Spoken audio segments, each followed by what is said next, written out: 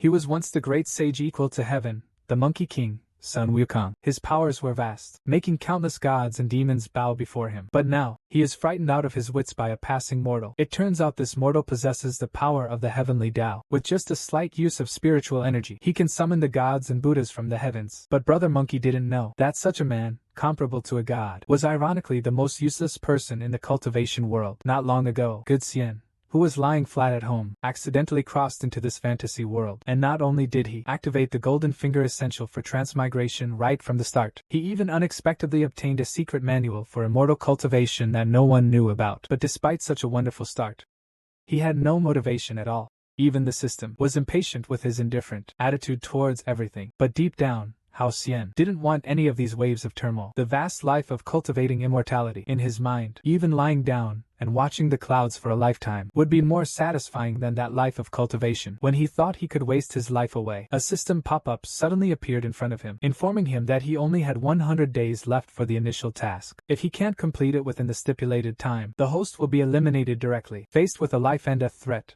Hao Xian was instantly terrified. He has always been afraid of death, and his actions were off the charts at this moment. In just 3 months, he reached the task location at Yutai Mountain as indicated by the system. The task this time was to activate the treasure orb in the cave, and at the moment the treasure orb was activated, the system then began to introduce him to the situation of this world. The era he is in is the golden age of heavenly history, a prosperous era under the rule of the Jade Emperor. However, this prosperous era was devastated by a mysterious Western force. All 12 martial arts masters perished in battle. The heavenly palace was obliterated overnight. And now, Hao Xian is in the midst of the catastrophe 700 years prior. His mission is to enhance the potential of these 12 dancers, to prevent this disaster from occurring, and save the lives 700 years in the future. After the introduction, the system rewarded Hao Xian with a Great Sage card. This card allows the user to temporarily gain the peak power of the Fighting Buddha. But just as Hao Xian was still confused, the system hurriedly issued a second task. It told him that the task objective was to go to Huagua Mountain to find the future Great Sage,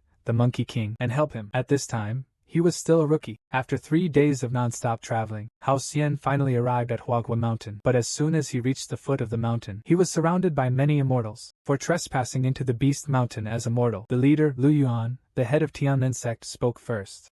At this moment, as a mere mortal, Hao Xian was scared out of his wits, and could only explain that he had mistakenly entered this mountain. He intended to take this opportunity to escape, but Lu Yuan's words completely froze him in place. With a sly grin, he suggested, squeezing out all of Hao Xian's blood essence, to refine a blood-chi pill to attract demonic beasts. Hearing this, Hao Xian was instantly terrified, seeing his life at stake. Hao Xian had no choice but to use the Great Sage card. The moment the card was activated, Hao Xian felt a powerful force surge into his body. He almost thought he was about to transform into an invincible being. However, just as this force reached its peak, suddenly, dispersal system, at this moment, appeared before the dazed Hao Xian, informing him there are 10 minutes until the Great Sage descends. Hao Xian thought he was really going to die here, but in the nick of time, an angry roar echoed through the sky, followed by a ferocious giant dragon. He appeared behind everyone, and beneath this giant dragon was their target for this trip. The young Sun Wukong, still in his fledgling stage, Lu Yuan and the immortals didn't expect to encounter the Demon King on the outskirts of the Beast Mountain. In a panic, he disregarded the treasure in his hand, and immediately took out the immortal energy given by the ancestor, ready to duel.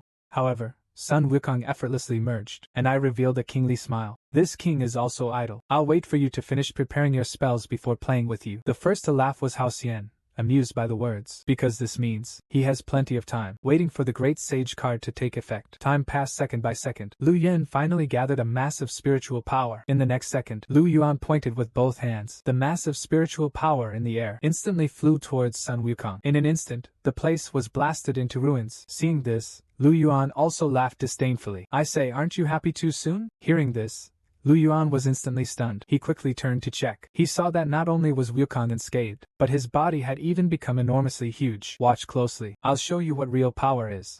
After speaking, Wukong threw a punch at Lu Yan. This punch not only shattered the mountain peak, but also shattered the pride and arrogance in Lu Yan's heart. Do you still want to continue insulting the lower lord? Facing Wukong's disdainful ridicule, Lu Yan's previous dignity was completely gone. He then knelt down and begged for mercy, wailing like a ghost. After dealing with Lu Yan, he turned his head and saw Hao Xian beside him, which stirred the unrest deep within him. He was displeased with these ordinary mortals, intruding into his flower and fruit mountain. Wukong's fists carried unparalleled spiritual power, almost reducing House Xian to nothingness. But at this critical moment, Wukong's attack did not hit House Xian as he wished. It left a massive crater in its place. In an instant, a stronger, spiritual power caught Goku's attention. He turned around, forgetting everything, and saw a figure surrounded by celestial aura, standing on the mountaintop, with eyes filled with a terrifying aura. The strong Goku couldn't help but stare blankly. But the next moment, his heart was thrilled with excitement. Didn't expect you to have such strength. Come and keep me company to pass the time. However, House Xian completely ignored him. House Xian, who holds grudges, walked straight to Lu Yuan's side and lifted him up with a casual motion. Did you just say the weak are prey to the strong? Do you still want to turn me into cheap blood pill? Just now your arrogant shot? House Xian slapped the opponent until they begged for mercy. The ignored Monkey King was first stunned. Then he got angry and prepared to strike. But at that moment, a sudden shout from the sky interrupted him. Bold creature, kneel down now. A majestic figure appeared in the sky, slowly manifesting in the lightning. Hearing such arrogant words, even Wukong is not afraid at all. It's you damn immortals again. When I have free time, I'll be the first to turn the heavens upside down. Hua Bao then used the golden light immobilization spell on the immortal. A golden rope, like a living thing, entangled the immortal. From initial calmness, quickly replaced by surprise. He never imagined that he would be caught by such a simple spell. He tried to struggle with all his might, but the spirit seemed to have a life of its own. The more he struggled, the tighter it got. Just as the immortal was thinking of a solution, the dragon that was previously subdued by Wukong was quietly approaching. He hadn't even had time to beg for mercy before he was swallowed whole by the dragon, and the dragon that swallowed the immortal at this moment could feel the power within it continually rising. The next moment, a brilliant golden light descended from the sky, instantly covering the giant dragon. When the golden light faded, the once fierce giant dragon had transformed into the 12-toothed dragon king. At that moment, he had a rebellious thought, thinking that even if he were that mischievous monkey now, he could easily take it down. But before he could finish his arrogant words, a giant golden staff appeared from the clouds. In the moment before Dragon Brother could fully react, that overwhelming power actually flattened him and Flower Fruit Mountain together, leaving only a bottomless pit and the blood-stained remains of the Dragon King. Monkey was dumbfounded. Everyone present was dumbfounded. Only Hao Xian scratched his head and laughed. Excuse me,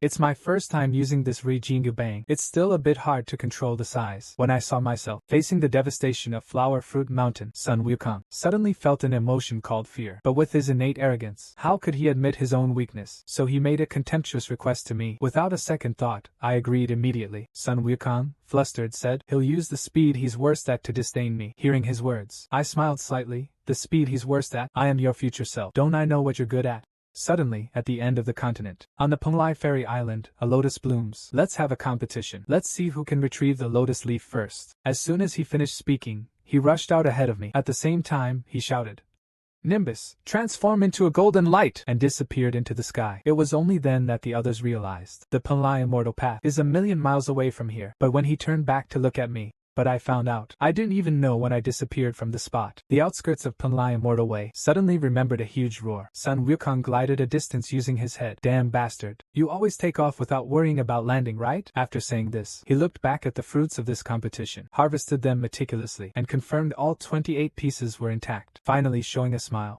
Half an incense stick later, Sun Wukong finally returned to Mount Wagwa. I looked at him with a mocking smile.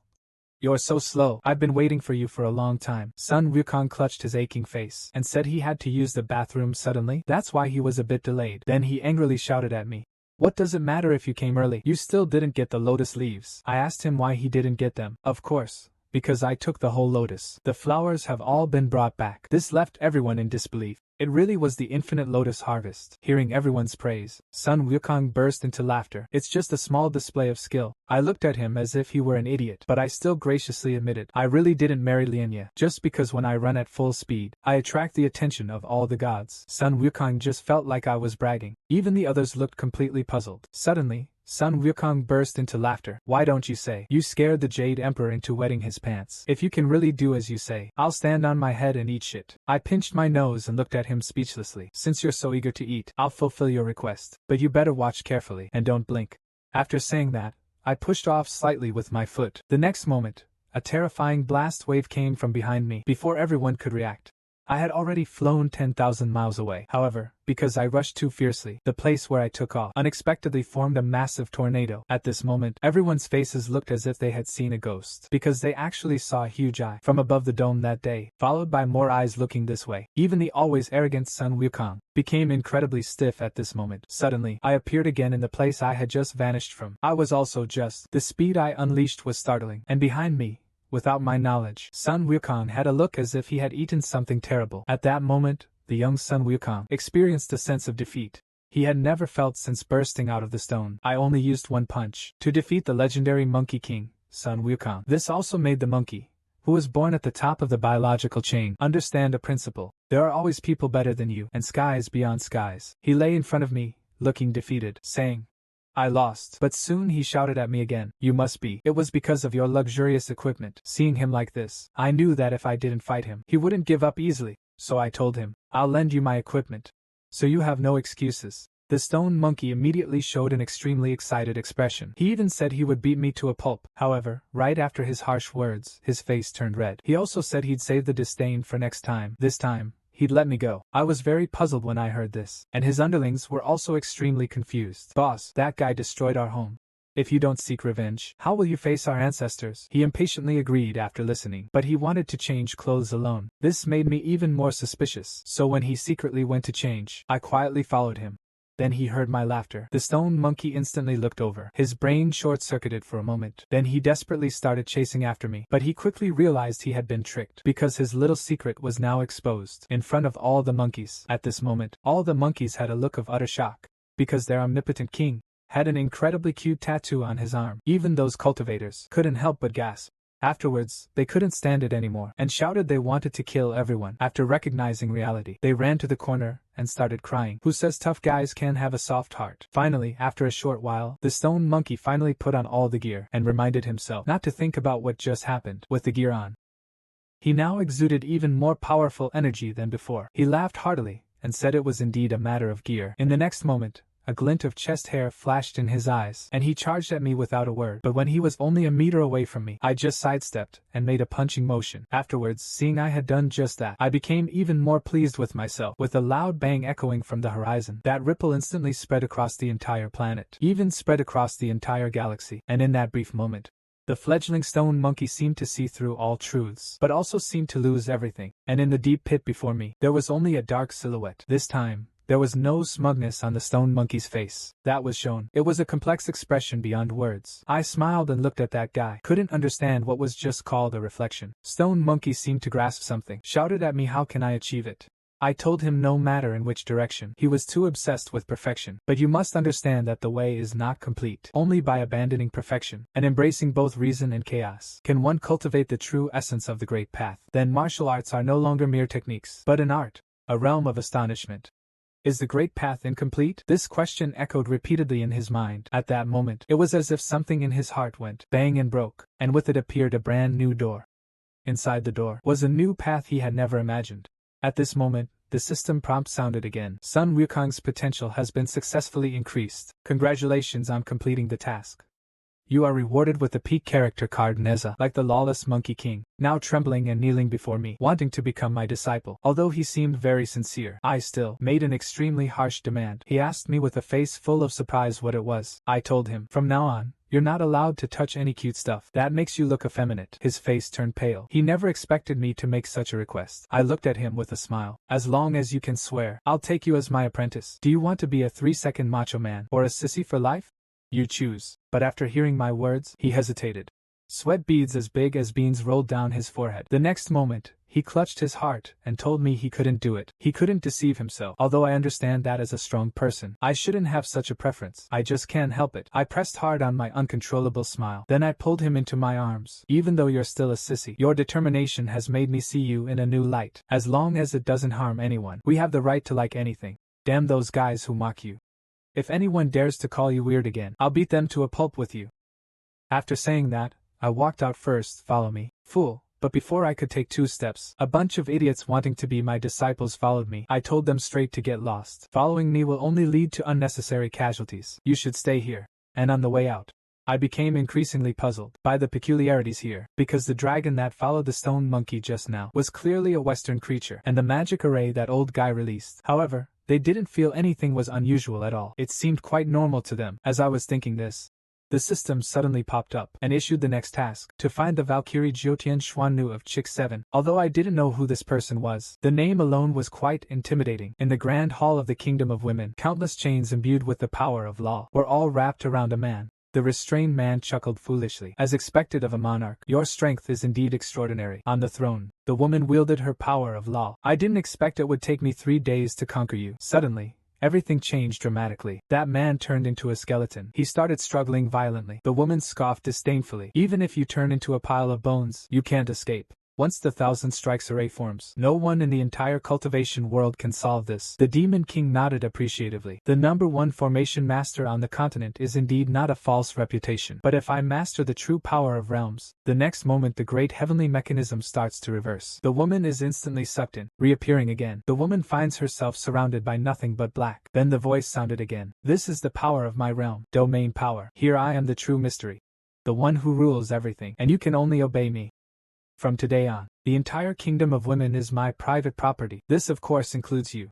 7 days later, when I return to my mortal form, I finally arrive at the outskirts of the Kingdom of Women. If it weren't for the system's mandatory task, I really wouldn't want to come here. Suddenly, a slightly shy voice of the stone monkey sounded behind me. Master, do we really have to do this? I turned around in surprise, and saw a shrunken Sun Wukong shyly walking out from behind a rock. He reluctantly covered his eyes. This is so damn embarrassing. I looked at him with a smile, and told him this was part of his training. How could I ever harm you as your master? After all, bringing along such a harmless mascot reduces the chance of enemy attacks by at least 50%. However, out of my sight, there's a sinister dragon king, eyeing him with ill intentions. Clearly a powerful demon king, yet disguising as a sleazy man soliciting everywhere, just to lure me, the Superman of the world, and empty my wallet. Even though he spoke with great eloquence, I had no intention of wavering, because I knew that once I entered such a place, he would mercilessly drain my wallet. But despite my uninterested facade, he persistently whispered in my ear. Even though I said I was still underage, he still grabbed my clothes, and said to me in a voice only we could hear, "Our boss has taken over the entire Kingdom of Women. You can have your pick of beauties from the whole city. Aren't you a little tempted?" As he said this, he took out a golden glass orb. Then a golden light shone from the orb. At that moment I saw a beautiful scene I've never seen in my life. He looked at me with great pride. Here are all the socialites of the Kingdom of Women. How exciting is this? If you think this isn't enough, there are even more thrilling shows. As for the level of excitement, only what you can't think of, nothing we can't do. Before I could react, Lion's roar was already furious. He threw a punch directly at the guy's face. The man who got hit looked terrified. He asked in return what this was for. Sun Wukong was clearly blinded by rage. Of course, to act on behalf of justice. But just at that moment, I spoke up to stop his actions. Then I pulled the stone monkey over. It was our fault. We will leave now. After saying that, I grabbed the miniature stone monkey and fled into the woods. The man beside him looked at him. Are we just going to let them go? A red light flashed in the man's eyes. Such a cowardly guy. Can't possibly be the one we're looking for. After that, we came to a forest. However, Sun Wukong did look furious. Even when I called his name, he just snorted angrily. So, do you really believe what that guy said? If his boss is really as powerful as he claimed, would he need to recruit here? Upon hearing my explanation, Sun Wukong finally realized. I can only say, these guys might be trying to use the women's kingdom as bait to carry out a greater scheme. But just like you, I am very angry at their actions. Sun Wukong fell to his knees before me with a thud, sincerely admitting his mistakes to me. Master, I thought you were a coward afraid of death, and thought the strength you showed that day, and it won't be just a fleeting moment. His words hit me right where it hurts, but I still remained steadfast, absolutely refusing to admit I'm a weakling. Just then, a figure appeared behind us. You two perverts over there. Your companions have already been caught. Where do you think you're going? I looked over confused. In his hand, he was holding dolls that looked exactly like those two guys. Ding ding. Congratulations, host, for finding the Celestial Maiden of Nestling 7. This guy is actually the Celestial Maiden. Just as I was thinking this, he looked at us fiercely, then directly drew an 80-meter-long sword and charged at us. It almost scared me into losing control. At this moment, the stone monkey beside us was excited and charged with raised fists. My disciple is the great sage equal to heaven who will cause havoc in the heavenly palace 500 years later. Yet now he is defeated in one move by an unfamiliar woman. It turns out the woman's identity is not simple either. She is, in fact, from thousands of years later, hailed as the greatest empress of heaven and earth, the mysterious lady of the 9 heavens. But now he mistakes us for despicable heroes. He didn't even give me a chance to explain, and directly charged at me. Feeling insulted, Sun Wukong also charged forward. He clenched his right fist. In the next moment, the woman sliced him in half with an arrow. However, the sensation in her hand made her feel something was wrong. Xuanji quickly retreated. At that moment, the figure of Sun Wukong appeared again. Although your reaction was quick, unfortunately it was too late. With a loud crash, a deep pit appeared in front of Sun Wukong, and in that deep pit, the woman stood up bravely. This also made the battle-loving Sun Wukong extremely excited. What a powerful opponent. But before he could finish speaking, a shockwave sent him flying. Countless dark purple slashes followed closely. Could it have hit me the moment I struck? Seeing Sun Wukong's miserable defeat, I couldn't help but be shocked. Is this woman really that strong? But I still chose to wait and see. Now is not a good time to use the card, so I dashed over to the monkey's side. Can you still fight? The stone monkey looked seriously at the woman opposite. The outcome doesn't look promising, but now with the master's guidance, disciple will surely win. His words surprised me greatly. Could it be that you have already mastered the power of realms? But I still can't believe it, because I never taught him that. The monkey gave me a confident smile. Although it's impossible to be like the master, but there's definitely no problem with being a teacher. As he spoke, he began to condense a hat's mouth difficultly. Could it be that the Tao is not complete by nature? To accept chaos, to understand chaos. As his aura continued to rise for 9 days, Xian Nu also felt a sense of calculation. The next moment, the monkey clapped his hands. An incredibly terrifying power. It instantly gushed out from his palm, and in his palm, there actually appeared a small ball emitting terrifying energy. That familiar power also shocked me immensely. You know, that kid only glanced at my master for a moment. This level of comprehension is unbelievable. For a moment, the scene fell into silence. Beads of sweat kept dripping from the woman's forehead. He actually felt pressure from a tiny ball of light. At this moment, he realized one thing. If he didn't use his power now, he would surely die. Xianji summoned the remaining divine swords, and his momentum instantly reached an unprecedented height. Vaguely, their powers reached a balance once again. But why does the slight pressure of ordinary power not lose to the power of realms? Sun Wukong gave me the answer. It wasn't his own strength, it's those wretched forces. Each one is a legendary true artifact. But he wasn't afraid at all. Instead, he became more excited. Suddenly, an explosion sounded in his ear. The power of the Tao he wielded actually began to grow chaotic. The next moment, the monkey's eyes rolled back. With the appearance of that huge flame, Sun Wukong uncontrollably fell to the ground. Seeing him suddenly faint, I rushed up to him. Monkey, are you okay? He seriously told me he was fine, just that he couldn't use his powers for a while. I smiled and comforted him, saying it was okay, just practice a few more times. Suddenly, a voice interrupted me. The Demon King's subordinates are actually this powerful. I underestimated you. My disciple from 10,000 years later mistook me for a notorious thief. He even said he wanted to cut me into 80 pieces to feed to the dogs. Terrified, I quickly explained, I'm definitely not some kind of perverted Demon King. But the monkey next to me couldn't stop laughing. He even tried to egg me on to get myself killed. I went up and kicked him in the face. Always fighting and killing every day. What's the point? I finished speaking. I looked at Jiutian Zuan with a fawning expression. Actually, we are just like you, righteous people. We plan to go to the women's kingdom to save people. You probably have the same intention, right? He nodded, acknowledging my words, then asked, how can you prove you're not allies of the demon camp? I thought to myself, this girl sure knows how to ask questions. But to stay alive, I grabbed him and counterattacked. Under my endless speech, he indeed became rigid and stiff towards me. Although he gave up on killing me right there, he still remained cautious of me. So, I immediately suggested that we should follow you in. If we have any doubts, you can just take us out. Sure enough, Jiutian Xuannu hesitated. In the end, she agreed to let me follow him in, but the only condition. He told me to always keep a 2-meter distance from him. But I didn't take his warning seriously, and casually put my hand on his shoulder. His gaze locked onto the hand on his shoulder. Then he swung at me. Although I successfully dodged his attack, the 2-meter deep pit on the ground was enough to show he really wanted to kill me, so I decisively left his side. On the way, I kept a safe distance from him. Suddenly, the monkey speculated about the woman's identity. She should be the daughter of the Sword Demon Spirit Emperor. His surprised look also caught me off guard. He explained, the Spirit Emperor is one of the strongest apexes of the contemporary Celestial Palace, and also the most mysterious organization, the only known member of the family. However, regarding what that organization and the 5 treasures of heaven represent, he knows nothing. I found this very suspicious after hearing it. If his father was so powerful, then why hasn't he seen the power of realms? However, even the monkey knows nothing about this, so I shouted to the woman walking ahead. We should be fighting side by side soon. Why don't we stop and discuss a strategy? The woman directly rejected me. I don't need anyone interfering in my battle. Her response left us stunned for a moment. Then Sun Wukong started cursing at her. The words he used wouldn't pass any censorship. I quickly covered his loud mouth.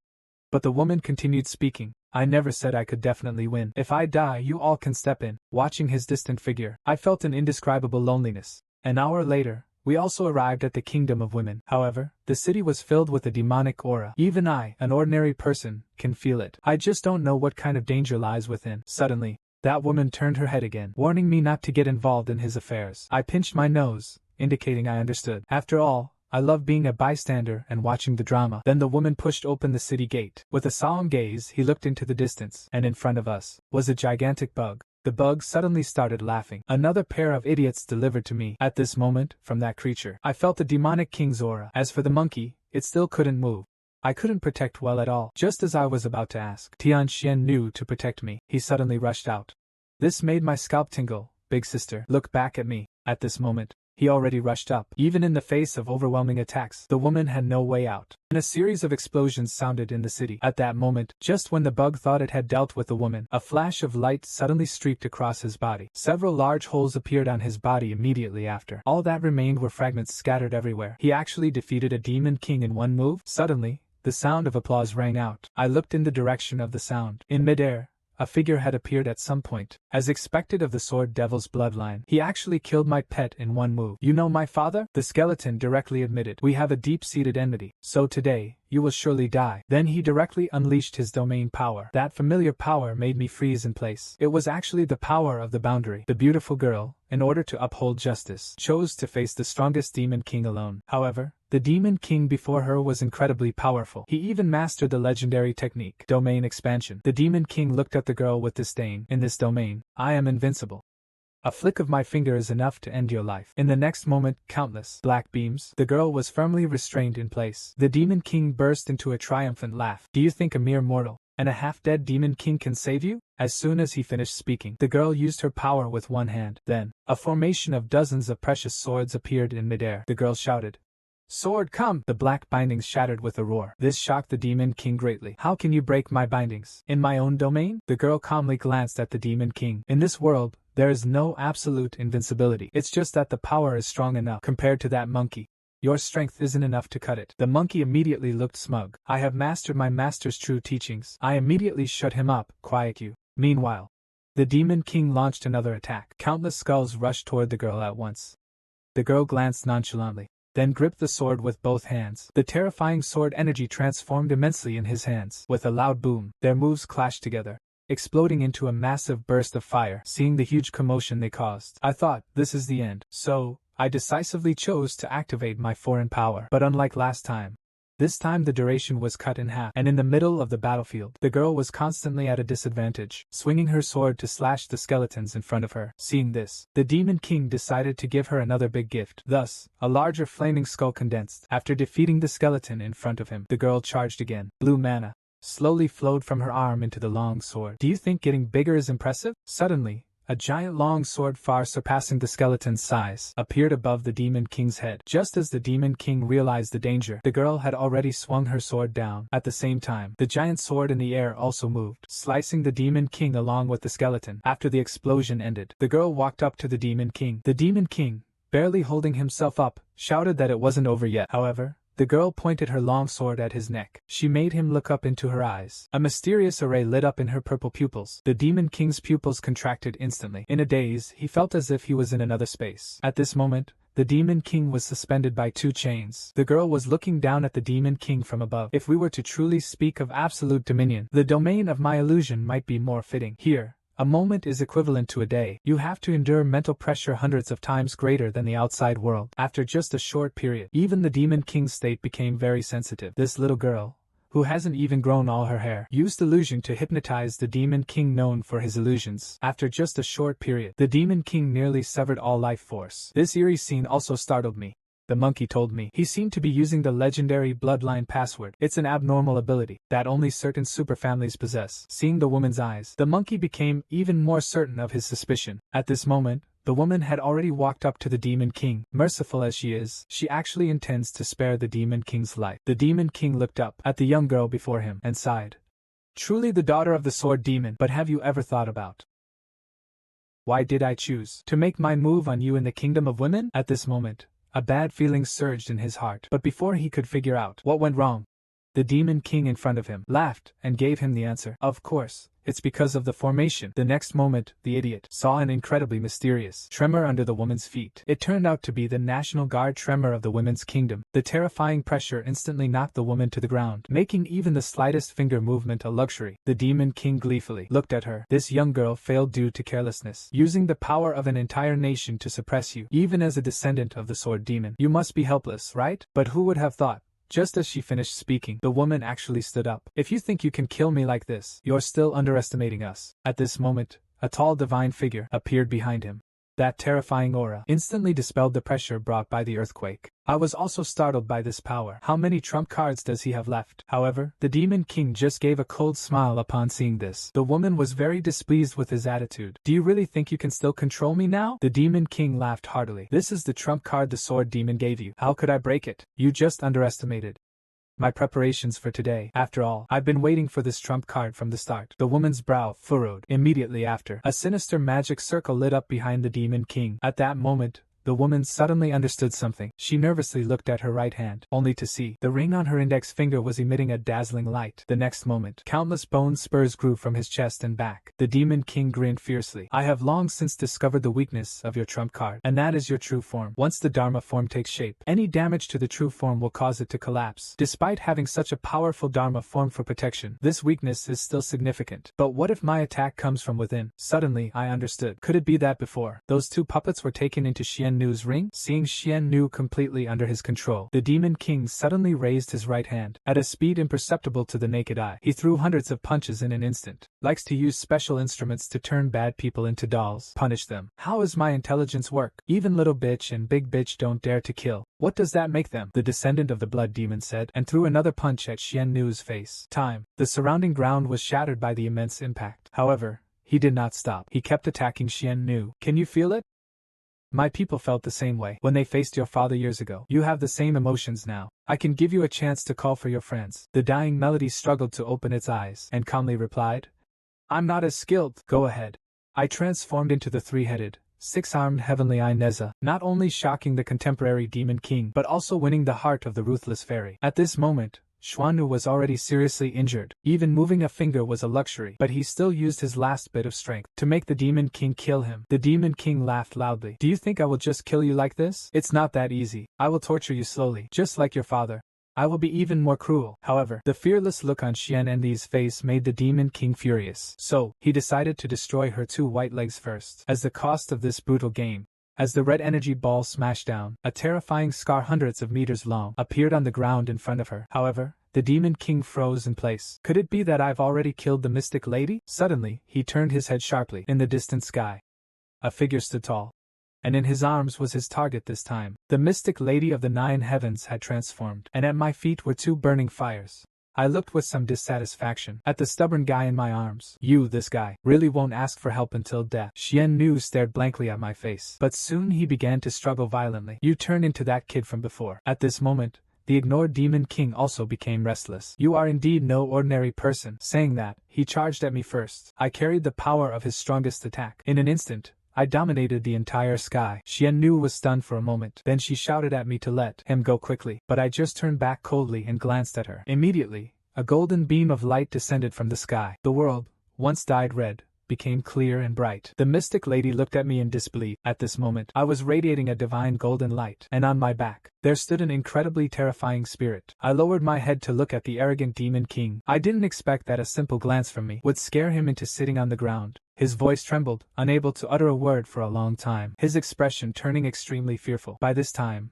I was already in front of him, glaring at him fiercely. Don't you have anything to say? Hearing my words, the Demon King's mouth opened for a long time, but he couldn't utter a single word. He suddenly recalled scenes from his previous life. Back then, he was a strong, carnivorous stallion. The other small fish in the cafeteria either fled or became food to satiate his hunger. Even the invasive overlords couldn't escape the same fate in front of him. Gradually, he became someone other small fish dared not discuss for long. Life at the top of the food chain thrilled him. He saw himself as the true king of this world, until one day, a super strong hurricane struck, sweeping the entire pond into the clouds. And the Eel King too in his lifetime. For the first time, he saw the true vastness and the true overlords of the ocean. He was also left speechless then. mouth agape, until he became food. Now, even though separated, alas, it still makes the Demon King recall his past life. That kind of insignificant despair and self-righteous shame. I clearly did nothing, yet I gained a stunningly beautiful disciple, even got an extra card to transform into the King of Hell. Not long ago, I scared the Demon King stiff with just a glance. He even directly gave up the Demon King's dignity. He knelt down before me, and the only request he made to me was to serve me faithfully. This sudden scene left me completely stunned. I was already in a fit of rage, and you say this to me, so I grabbed him by the collar, forced him to fight me right away. But no matter how I bullied him, he never had the courage to fight back. The mysterious woman beside us was stunned, because she felt a familiar sensation from me, a sense of oppression like that of a father. It turns out, ever since she could remember, he followed his father to practice in various harsh places. But that towering figure always left him with only a distant back view, just because his father told him loneliness is the most important quality of the strong. Despite the unbearable pain, despite not understanding, he still chose to unconditionally trust his father, until one day, he followed his father as usual. But a sound nearby caught his attention. It turned out to be a cute little fox. This left the young Xian Envy a bit at a loss. The little fox smiled at him, then joyfully ran towards Xian Envy. A warm touch. It made the young Zun feel a different kind of emotion. Just when she wanted to respond to this feeling, a large foot suddenly appeared. The entire snow mountain trembled. The little fox lost its vitality. Just when Zun was at a loss, her father's icy voice sounded in her ear. Do you still want to adopt him, like a lowly person? A voice like the Red Army's exploded in his ears. Xuannu, dejected, lowered her head. I was wrong, father. Remember, loneliness and indifference are the best paths to greatness. One might say the only. From that day on, Xuannu no longer dared to get involved with any living beings. Day after day, year after year, he remained alone. The words his father said that day kept echoing in his mind. His gaze turned from lively to lifeless. Her resolve shifted from despair to determination. He firmly believed that the strong are always lonely. But now, looking at the man in front of her, who seemed rather frivolous, clearly possessing the inferior character her father spoke of, yet having a strength equal to her father's, for the first time in her life, Xuannu doubted her father, who was like a god to her. I started having doubts, and immediately made a major decision. But I didn't notice. The little girl I shocked was instead tightly gripping the demon lord's neck. Are you gonna fight me or not? Suddenly, the mystic woman called my name. Can you take me as your disciple? In just a moment, I was shocked 10,000 times. Then the system congratulated me. Mission accomplished. Female selection potential increased by 35%. Suddenly, a golden card appeared in my hand. A mighty King Yama experience card. But even so, I still don't understand what exactly I've been doing since just now. I can become all the super brains of all the worlds and possess far greater power than they themselves. But despite having such terrifying power, I almost died of embarrassment in the wilderness and in the underworld. Two people were standing together nervously at that moment. Suddenly, the young man in blue was surrounded by a surge of blue energy. As the energy grew stronger, the little ghost opposite him became extremely nervous. A flash of blue light appeared in the young man's eyes. Crackling lightning manifested around him. A blinding light illuminated the entire room. The bead in the boy's hand also developed several cracks. The three-eyed emperor then came over and said, "Young master, you only used slight pressure to crack the dragon pearl. Your strength, even in the heavenly palace, could be in the top 100, right?" The boy, however, smiled a little shyly. "I'm just a little nobody. How could I be compared to the big shots in the heavenly palace? At least I won't get punished." Suddenly, a tall figure appeared behind him. "Feeling smug, are you?" Seeing who it was, the boy quickly explained that he wasn't. But the King of Hell asked him to bring the dragon pearl. "That's what gives you the confidence to be so smug." He crushed the dragon pearl into pieces with a snap after drinking. "Do you still think you're so great now?" The young man shamefully lowered his head, but the King of Hell suddenly raised his arm and punched the young man in the face. A powerful impact directly made a big hole in the indestructible wall. The King of Hell looked down at his disappointing son and lifted him with one hand. "Trash like you, with talent and hard work, at most third rate. Without effort, not even ninth rate." Finished speaking, he threw him aside and punished him with 10 days of confinement. The young man silently watched the departing figure and softly responded, "Yes, father." Meanwhile, at a campsite somewhere deep in the mountains, two soldiers ran deep into the forest to urinate. Just as they were relaxing, a sudden thump came from the drum beside them. Thump thump sound. The curious pair immediately moved closer, only to see the surface of the jar covered with writhing human faces. The bizarre sight startled the soldier, but the bald man next to him was unfazed. He reached out and picked up the drum. Probably another boring prank by some boring guy. Suddenly, 3 sharp slashes crossed his mind. The soldier who witnessed everything was scared stiff. By the time he realized it, he was already surrounded by a group of tall purple monsters. Seeing the man's panic-stricken look, the monsters suddenly burst into wild laughter. 10 days ago, I left the women's kingdom early, heading towards the realm of King Yama. But in these 10 days, I haven't been happy, because that monkey fell into a deep sleep again. Along the way, I could only talk to this cold guy, but he would always respond with just 2 words. I only practice martial arts. It feels like everything in this world has nothing to do with him. Only the words, martial arts, occupy his mind, and this makes me feel utterly hopeless. If this continues, I will surely die a humiliating death in the wilderness. But what worries me more is why this monkey has fallen unconscious, and after I use 2 experience cards in a row, it feels like there's a strange power inside me. At that moment, the system notified me that I had reached the target area, but looking at the densely packed military tents in front of me, I stood frozen. Why would the King of Hell be in a mortal's military camp? This is a military camp with 1,000,000 strong soldiers. Yet, there isn't a single living person here. Instead, there were corpses everywhere. Corpses strewn over 1,000 miles. Seeing their skin wither like malevolent ghosts, I couldn't imagine what kind of disaster could turn them into this. Xian Nu was the first to rush forward, reaching out to check their condition. However, the results of the investigation left him very puzzled, because everyone here had a strong aura of Yin energy. Suddenly, the system notified me that the King of Hell is not located here. After that, I followed the system's guidance to another desolate area. Soon, we arrived in front of a tomb. What is puzzling is, there's a large hole in this tomb. Soon I had a bold guess. Could this be the road to the underworld? For a moment, the shadow of reading tomb raiding novels in my past life surfaced in my mind again. This also made me conflicted. If I don't go in, I'll be erased by the system. Entering will get you torn apart by the haunted house. Does it seem like the path I'm on is destined to be a dead end? Just then, Xian Nu suddenly called out to me. Are you afraid? His offhand comment startled me, but to maintain the master's dignity, I forced myself to hold it together. It means he was just honing his acting skills. Xian Nu was instantly astonished. Master is indeed the master. Even his thoughts are hard to fathom, so he went in first. In that case, let me pave the way for the master. After that, we passed through the dark cave. What came into view was an incredibly large cave. I fearfully grabbed a corner of Xian Nu's clothes, but he became even more admiring of me. Truly, it was exactly as Master had described. Suddenly, his expression became very serious. The Yin energy here has gotten heavier. The moment he finished speaking, suddenly, there was a gurgling sound nearby. My mind went blank for a moment. What kind of creature makes that sound? Suddenly, a lagman jumped out from behind the rock. My eyes widened instantly. My nervousness finally calmed down. I was almost scared to death. But just when I thought the crisis was over, suddenly, I heard several loud voices. I turned around to look at the source of the sound. What I saw was incredibly shocking. It instantly rendered me unable to think. Xian Nu's face also became extremely tense. They were all royal beasts. But why?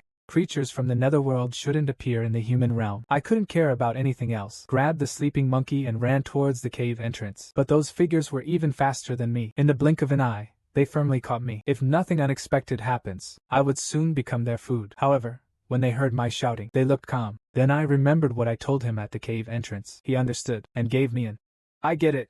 Look, the master really likes role-playing, huh?" His reassuring "I get you" expression instantly broke my guard. What exactly did you misunderstand? Just as I was about to be devoured, in my mind, my short life began to play out. I said I was ready for immortality, right? Meanwhile, the stone monkey that fell to the ground suddenly reacted. 2 beams of golden light burst from his eyes. I was just bragging in front of my disciple, and he actually believed I was really awesome. Even when I was shouting for help, he thought I was showing off. Just when I thought my life was about to end, the unconscious monkey suddenly reacted. As he mumbled a spell, a terrifying power began to emanate from him. He used just one move to instantly defeat Wang Ji, who was at the same level as him. The mythical beast was in disbelief, looking at this less than 1 meter tall dwarf, but he didn't seem to have any intention of stopping. Instead, he eagerly looked at the remaining prey. At that moment, a huge shadow appeared behind him. I shouted loudly to him, "Xiaxing!" But he seemed to have anticipated it. With just his slender arms, he blocked the gigantic foot that was 100 times his size. As a series of crackling sounds echoed in the air, the monkey's eyes became incredibly profound. With a loud boom, the golden lightning obliterated the king beast above his head with overwhelming speed. As his aura continued to rise, golden orbs appeared behind him one by one. The less he cared about martial arts, the deeper he delved into it. Just as he finished speaking, he retracted all his aura back into his body. The monkey once again gathered a golden light ball. With a loud boom, a dazzling light illuminated the entire cave. The scorching energy instantly melted all the king beasts. I looked at that silhouette in disbelief. Is this the future? Sun Wukong, known as the great sage equal to heaven? Suddenly, the monkey turned around and gave me a smug smile. "How's that, master?" I could hardly believe it. Is he really my disciple? And I wasn't the only one. With this shocking thought, Xian Envy was also stunned by the monkey's display of power. Deeply moved, then he looked at me. Clearly, We were evenly matched not long ago. Could this be the guidance of a master? What I didn't know was, Xian Nu's admiration for me had reached its peak at this moment. In that instant, he thought about many things, but soon I was startled by my bold idea. I was startled. At this moment, the monkey had already come to me. I asked him somewhat puzzled, "What's going on?" But he became even more pleased with himself because of the previous failure. I readjusted the meridians, and the effect achieved is, now I can exert the power of 8 realms. I couldn't help but blurt out, "You're really awesome!" The monkey took 2 steps back upon hearing my response. In his eyes, I was looking at him with a twisted expression. "Do you really think you're that awesome?" For a moment, the pride he just had vanished completely. He suddenly knelt heavily in front of me. "Master, I was wrong." He looked at me with utmost sincerity. "Please don't be disappointed, and please don't send me away." I was utterly confused by his sudden action, but then the system told me that his potential had surprisingly increased again, and I even got rewarded with a mask. So what exactly have I been doing since just now? I'm the unparalleled strongman idolized by Sun Wukong, but in reality, I was in danger and needed his protection. However, my status in his heart has only grown higher. Because he believes extraordinary masters seldom take action easily, and because of his recognition, I obtained a brand new magical treasure. But no matter how I wield it, I couldn't discover its special status. At this moment, Zilin found the monkey. "Why did you plan for master to pretend to be a novice? Aren't you afraid of getting scolded?" The monkey proudly said that only by cooperating well with the master could he gain his approval. Suddenly, a blue phantom rapidly approached. The monkey keenly noticed it, and raised his hand to destroy it. However, the blue phantom passed through his body. He flew deeper into the cave, and behind him, more blue phantoms followed. I watched this strange scene, and looked at Zuin in confusion. He told me these were the souls of mortals, but normally, they can't be seen, unless there is extreme resentment. I looked at them with surprise. In the direction they flew, eventually, we followed those souls to a place in front of a giant blue portal. Xian Nu's expression became extremely serious. Someone actually dared to open a passage between the 2 realms without permission. Who would have the courage to do such a thing? I clenched my fist tightly. Who cares who it is? Just beat them up first. But after I said that, the scene fell into silence. After a few moments, who knows how long, Xuan Nu suddenly asked why I wasn't moving. The monkey beside me realized immediately and rushed in front of me. "Master, I like to take the lead. Please don't fight me for it," he said as he stepped into the teleportation array. Watching them all enter that dark, pitch-black portal, I shouted "wait," and hurriedly followed them inside. I cautiously surveyed my surroundings, but the moment I looked up, I saw a huge woman. I was so scared that I fell to the ground. "Is this the forbidden fire?" The monkey also looked up at the camera and told me not to be afraid. He seemed to be asleep. I nervously asked if it was real, but they didn't answer me. Instead, they walked towards the mirror lady. Xian Nu reached out and grabbed the branch under the mirror lady. Immediately, countless memories flooded into his mind. Those were the anguished cries of soldiers wearing wrinkled armor. The monkey, on the other hand, calmly looked at me. "All those vengeful spirits are inside," Xuan Nu added. "This guy must be afraid of attracting attention from the upper realm. So he sent the Ming beasts to sneak into the human world to help them kill people, to activate the ability to enslave the proud Wanji creatures, to work for him. The strength of this monster cannot be underestimated. This big guy in front of us. He must be doing someone's bidding." Monkey looked incredulously at the tall figure before him. Xian Nu asked him again if he could see the coffin on his belly. "That should be their real leader." Monkey asked how he could tell. "Because I recognize his master. He was an old friend of my father, a once prominent figure who ranked 10th in the Heavenly 5 rankings. This white-haired boy, who doesn't seem to have any offensive power, merely appeared, and made the Ghost King, feared even by the black and white impermanents, tremble in size and power. Not long ago, I just found out that by a stroke of luck, I accidentally offended a big shot ranked 10th in the Heavenly Palace. I immediately decided to hell with the system task. It's better for me to run first." Suddenly a voice came over saying, "Run? In your dreams?" I was so scared that I jumped into the arms of the mysterious lady. The monkey took the lead. "Master." The sound came from behind this big guy. As he spoke, he walked behind the camera. Sure enough, not far away he saw a few figures, but it didn't seem like they were together.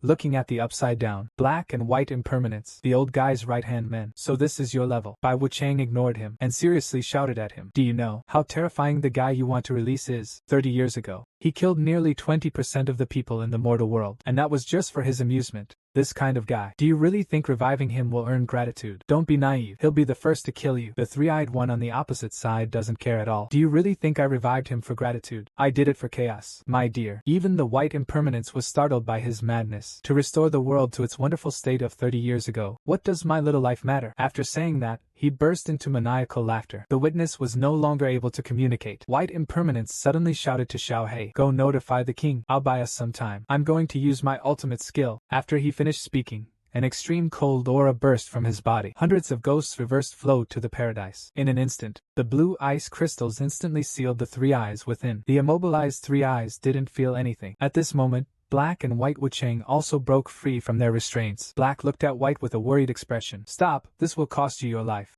Xiaobai calmly looked at the ice sculpture in front of him. "If you don't want me dead, then leave quickly." Lao He hesitated for a moment. Xianji became extremely serious. He also used the white ghost secret technique, Scarlet Floodlight Ghost Shadow. The next moment, he turned into a blaze of fire and rushed out. At the same time, he thought to himself, "Wait for me a little longer. I'll bring the people back right away." Suddenly, a figure appeared behind him. Xiaobai was equally shocked to see the figure. It was the three-eyed man he had frozen. With a loud explosion, Xiaobai frantically shouted Lao He towards the deep pit, and in that deep pit, Lao He was already approaching. Bingxi Sanyan hummed a tune as he walked up to him, but Lao He did not beg for mercy. Instead, he begged him not to release that guardian of the human world.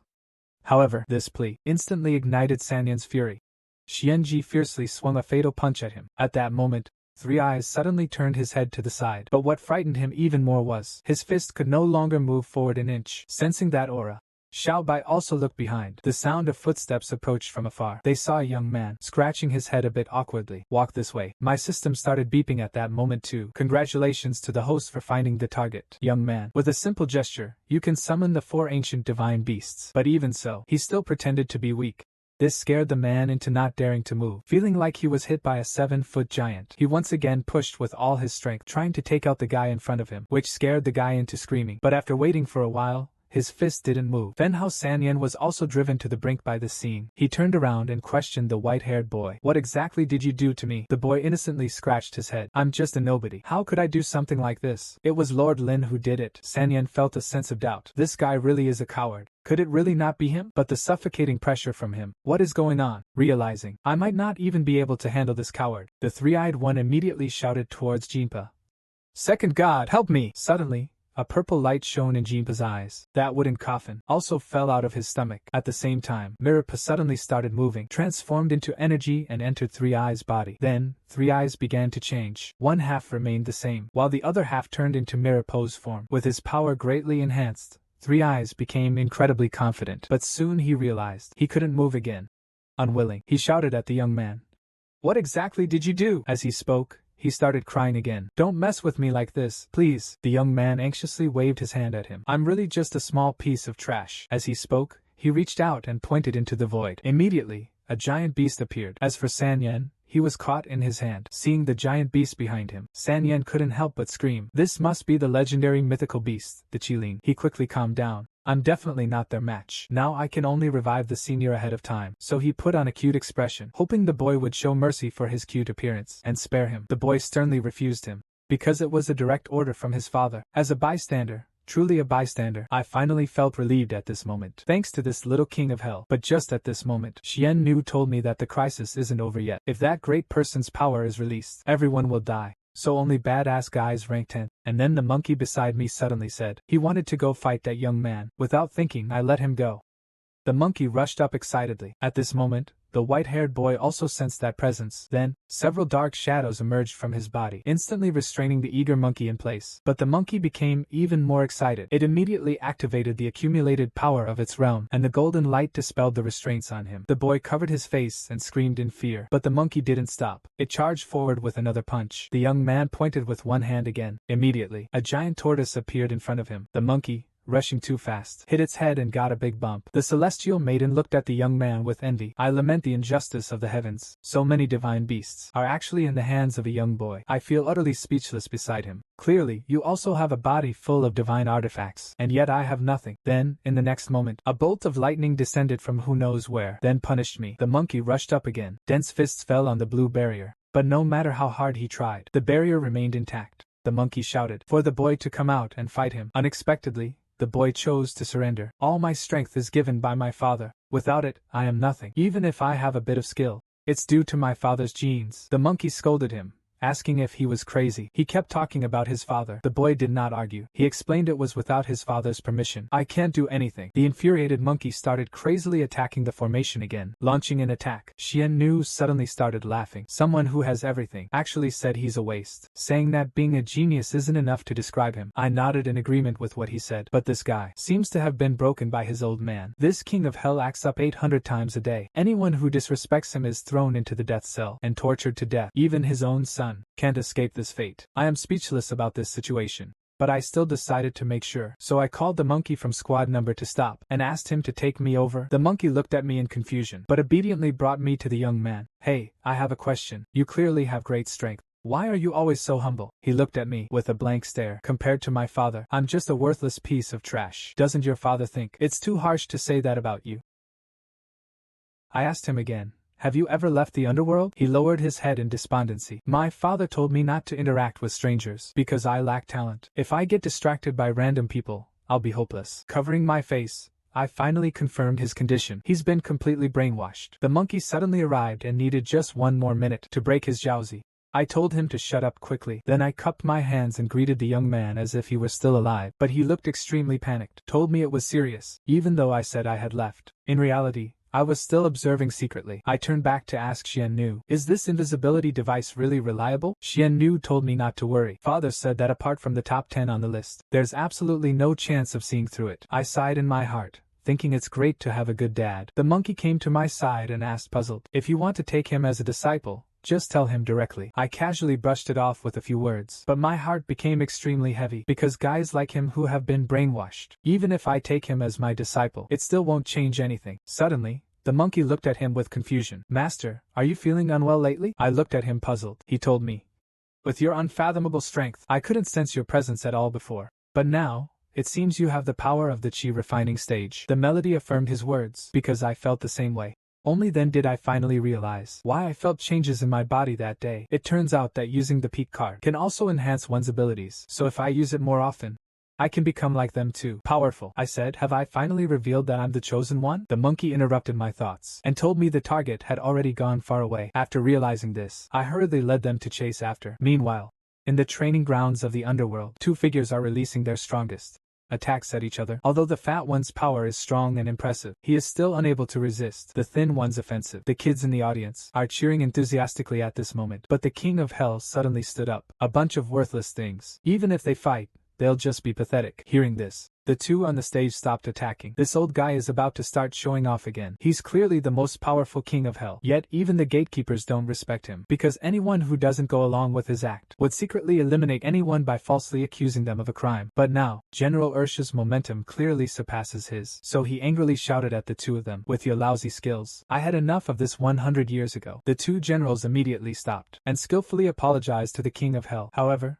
the king of hell's expression didn't ease at all. You are not worthy to be my subordinates. Saying this, he pointed to the remaining generals. All of you, come at me together. Give it your all against me. However, no one in the hall dared to move. The king of hell's expression grew even darker. Why are you not attacking yet? Are you trying to defy my orders? All generals, kneel down. How could we, the inferior, dare to compete with the bright moon? The king of hell showed a triumphant smile, then released all his aura. A bunch of useless fools. You don't even have the courage to strike at me. Are you a bunch of women? The leading general felt utterly humiliated. Damn bastard. Last time I listened to your crap and tried to deal with the Ghost King, I got beaten up badly because of your excuses. I still haven't recovered. What you want is nothing more than the thrill of everyone absolutely groveling to you. You're just a bully who dares to show off only on your own turf. You are the real coward. Suddenly a voice broke the silence. Father, I am back. They interrupted. Yama looked very displeased at the young man. Is everything taken care of? The young man nodded obediently. The main culprit has been imprisoned in the dungeon. But didn't I tell you to shave your head and come see me? The young man looked puzzled. Didn't you tell me to go to the dungeon? As he spoke, he took out the king of hell's token. Seeing his son being so disrespectful, the king of hell's murderous intent surged instantly. Are you saying I remembered it wrong? The young man quickly apologized. However, the king of hell did not stop there. He gathered his terrifying magic in his hand and punched the boy in the face. The unprepared boy was sent flying, crashing into the ground and leaving a huge pit. But the king of hell didn't feel a bit of pity. Instead, the little demons were shocked. The king of hell then walked towards his son. He extended his hand to the boy. His cold eyes swept over everyone present. If anyone dares to defy me again, their fate will be the same as his. Understood. The next moment, A unified voice echoed throughout the hall, but this made the general feel deeply disheartened. He actually used his own son to make an example. He's such a beast. At this moment, Yan Wang asked the young man again. I'll ask you one more time. What was my order to you? The young man maintained his initial answer. You told me to throw him into the dungeon. This made Yan Wang completely furious. Even the general couldn't help but remind the young master. He will really kill you. The king of hell gave the boy another chance. I didn't hear it just now. Say it again. As he spoke, his fist gathered strength again. But just then, a golden light appeared in the arena. The king of hell turned his head in confusion. I strode towards the old wall lamp. Originally, I was worried that in such a big crowd, it would be a bit much not to give you face. But now, you truly have no shame. The king of hell was so irritated by my words his scalp tingled. Coming to my underworld, cutting off your own path. I transformed into the strongest king of hell in history. He even boasted that he wouldn't move an inch. Let the modern king of hell come at me. As long as he can make me budge even a little, I'll kneel down and cut off my own head, and let him use it as a ball. But not long ago, he was still arrogantly saying I'd pay the price. I didn't say a word. I pulled out the King Yama transfer. Then a dazzling blue light enveloped me. When I reappeared, I had become the strongest king. Qingguang Wang sensed the power of this body. I suddenly had an interesting idea. Then I sat down cross-legged. Old man, I will give you a chance. Come at me with all your strength. If I move a step, I lose. How about that? My arrogant demeanor made the king of hell think I was bluffing, but I just smiled slightly without answering. Then, I reached out. A purple demon swung its fist and charged forward. The king of hell's eyes were full of disdain. Then he punched and shattered the charging monster. Next, he walked up to me. This is the source of your arrogance. But I just looked at him and smiled. It's not over yet. The next moment, the dead monster stood up again, and its aura became even stronger than before. The king of hell was also somewhat surprised. The bull demon rushed to him in one step. The king of hell dodged by bowing his head. Then an uppercut smashed towards the bull demon's head. After knocking the bull demon down, the king of hell launched a frenzied attack on him. Finally, the king of hell grabbed the bull demon with both hands and tore the bull demon in half with a rip. The king of hell burst into wild laughter. Is this all you've got? If that's the case, you might as well just wait to die. I looked at him mockingly. You are truly hopeless. The king of hell clenched his teeth in anger. Today, I'll teach you a good lesson. What do seniority and rules mean? Of course, I told him not to rush. First, look behind you. Yan Wang was startled by my words. He immediately looked at the torn bull demon, only to see that bull demon restored to its original state in an instant. This also caused an inexplicable fear to arise in his heart, because this kind of talent is top-notch even in the heavenly palace. But soon he realized the other half of the body he tore apart was also recovering. Then it turned into two identical ox bones. The king of hell widened his eyes in disbelief. He even started doubting my identity. Seeing his frustrated expression, I burst out laughing. This is no fun if you act like that. Our game has just begun. He is the emperor who makes countless strong men tremble, the ruler of the underworld. But I am not afraid at all. He sat cross-legged on the ground, letting him attack freely. This instantly enraged the king of hell. A terrifying aura from the demon lord swept out from him. A huge red phantom appeared behind him. Even the monkey was startled by his aura. The transformed king of hell raised his hand and swung it fiercely forward. He then let out a long howl to the sky. The terrifying Y-Raven swooped down and massed towards the Minotaur. The fearless Minotaur also charged forward. The next moment, the Minotaur collided with the energy, but just as he was struggling to withstand the oncoming force, the king of hell suddenly appeared behind him. Black and red lightning condensed above his whirlwind. Dense fists rained down on the ox demon. Each punch shattered the ox demon's body, only for it to recover again. While he was being beaten here, another ox demon had reached the Yama king's back. Fists as big as sandbags mixed with blue lightning right behind Yama. But his attack stopped less than a centimeter away from Yama and halted. This terrified the onlooking little demons. Is our king really this strong? In the next moment, Yama turned around and struck a hook punch that blew Nyoge's head apart. The headless body flew out as well. That unknown fear even made the monkey doubt life. Xian Nu couldn't help but think, even if the monkey and I are together, we would only end up being brutally killed. On the other side, even though the bull demon had its head blown off, its body was still slowly regenerating. Yan Wang suddenly grinned. As expected, the recovery speed slowed down. The other one is the same as well, and he became even more smug. Although this form can't be maintained for long, it's enough to kill this kid. Saying this, he forcefully stepped toward Neo Gunnin again. Then he raised both hands high. Just as he was about to make a move, I suddenly shouted to stop him. He looked over disdainfully. What? Are you admitting defeat? I waved my hand and told him. You misunderstood me. I just wanted to remind you. Are you really ready? Because I'm about to show off. Yama was obviously stunned for a moment. The monkey suddenly gave a knowing smile. Even Xian Nu's expression became intriguing. I stood up and said to Yan Wang, what do you think of this summon beast strength? Yan Wang became extremely disdainful. I've used less than 50% of my power, and it's enough to kill it. Hearing this, I also laughed. Then then raised 2 fingers. Let me give you a little shock. But he mistakenly thought I was stalling for time, pretending to be mysterious. Just when he was about to strike at me, he suddenly looked at me in disbelief, and behind me, countless magic circles lit up. I told him not to be nervous. It's just a row of dirt pits. At this moment, the king of hell no longer had that arrogant attitude from before. What is this kid up to? I just moved my fingers a bit, and it scared the king of hell, who dominates the underworld, into wetting his pants. I told him not to be nervous. It's really just some ordinary pits. It's just that inside. I added a little surprise for you. As I said this, I pointed to the sky again. Then the magic circle suddenly made a sharp sound. Immediately, a large hand reached out, accompanied by a deep inhaling sound. A roar that echoed through the heavens and the earth, spread throughout the entire underworld, and behind me stood a frost war bear hundreds of meters tall. That aura made everyone present feel as if they were facing death. Yama widened his eyes in disbelief. I looked at him and laughed again. So, what do you think of my little bear? How much of your power will you need to deal with it? But the king of hell didn't respond to me. Instead, he looked warily at the giant beast. His years of combat instinct told him he was no match for the monster before him. If they fought, he would die within 3 rounds. But even knowing this battle meant certain death, he didn't retreat.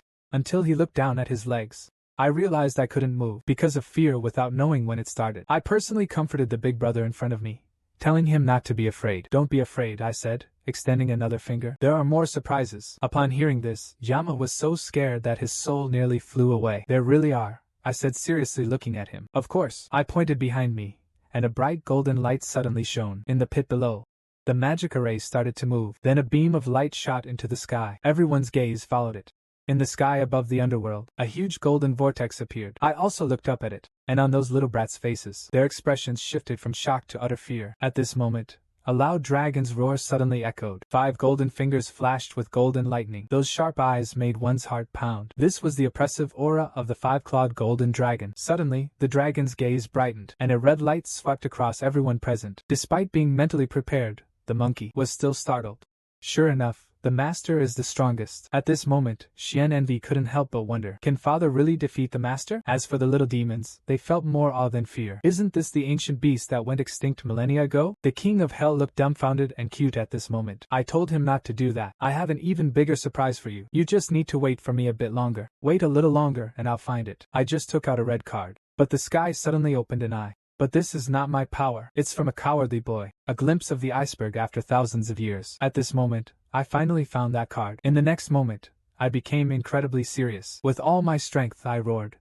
Zui Hai! Behind me, a huge red magic circle, accompanied by black and red lightning. The lightning turned the entire sky red. A dull thunder roars. Suddenly a vortex far surpassing a 5-clawed golden dragon appears in the ice. Immediately, the wind howls. A red tornado connecting heaven and earth suddenly appears. Even the surrounding buildings turn into countless fragments and merge into the enormous red tornado. Although I knew it would be strong, I didn't expect it to be this strong. This guy's peak is unbelievably powerful, and those kids who witnessed one miracle after another are now numb to it. Even the monkey started to tremble uncontrollably. What exactly is it? With such an expression. The same expression appeared on everyone's faces in the arena above the firmament. A crimson eye slowly opened. I reached out and chanted a spell. Time and space froze for a moment. The gaze of the 3 terrifying creatures simultaneously locked onto a single figure. At this moment, the only thought in the king of hell's mind was how he, of all people, could possibly deserve such attention from 3 terrifying gods. In the next moment, he desperately tried to move his legs, attempting to escape this dangerous place. But despite wetting his pants, his legs couldn't budge an inch.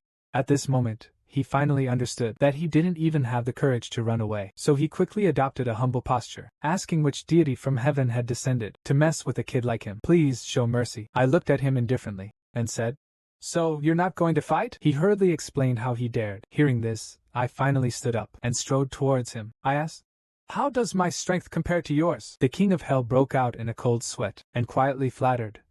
This lowly one failed to recognize your majesty's greatness. Please just treat me like a fart and let me go. Anything you need. I am but the most loyal dog in your underworld. His words successfully amused me. What a sycophant. Now if I told you that I have a special ability to summon people's future bodies, and that the body I'm using now is yours from the future, how would you feel? The king of hell hesitated for a moment, and quickly replied, That kid is just trash. How could he compare to even 1/10,000 of you? I immediately burst into hearty laughter. Isn't it a joke? You should know better than anyone, right? Right, father? Upon hearing my words, the king of hell dropped his head unwillingly. Do you feel the difference between you and your son, who you humiliate every day? At the same age, you're not even qualified to carry his shoes. He is the cold and ruthless lord of the underworld, yet the most gentle father in the world. But now he wants to kill his own.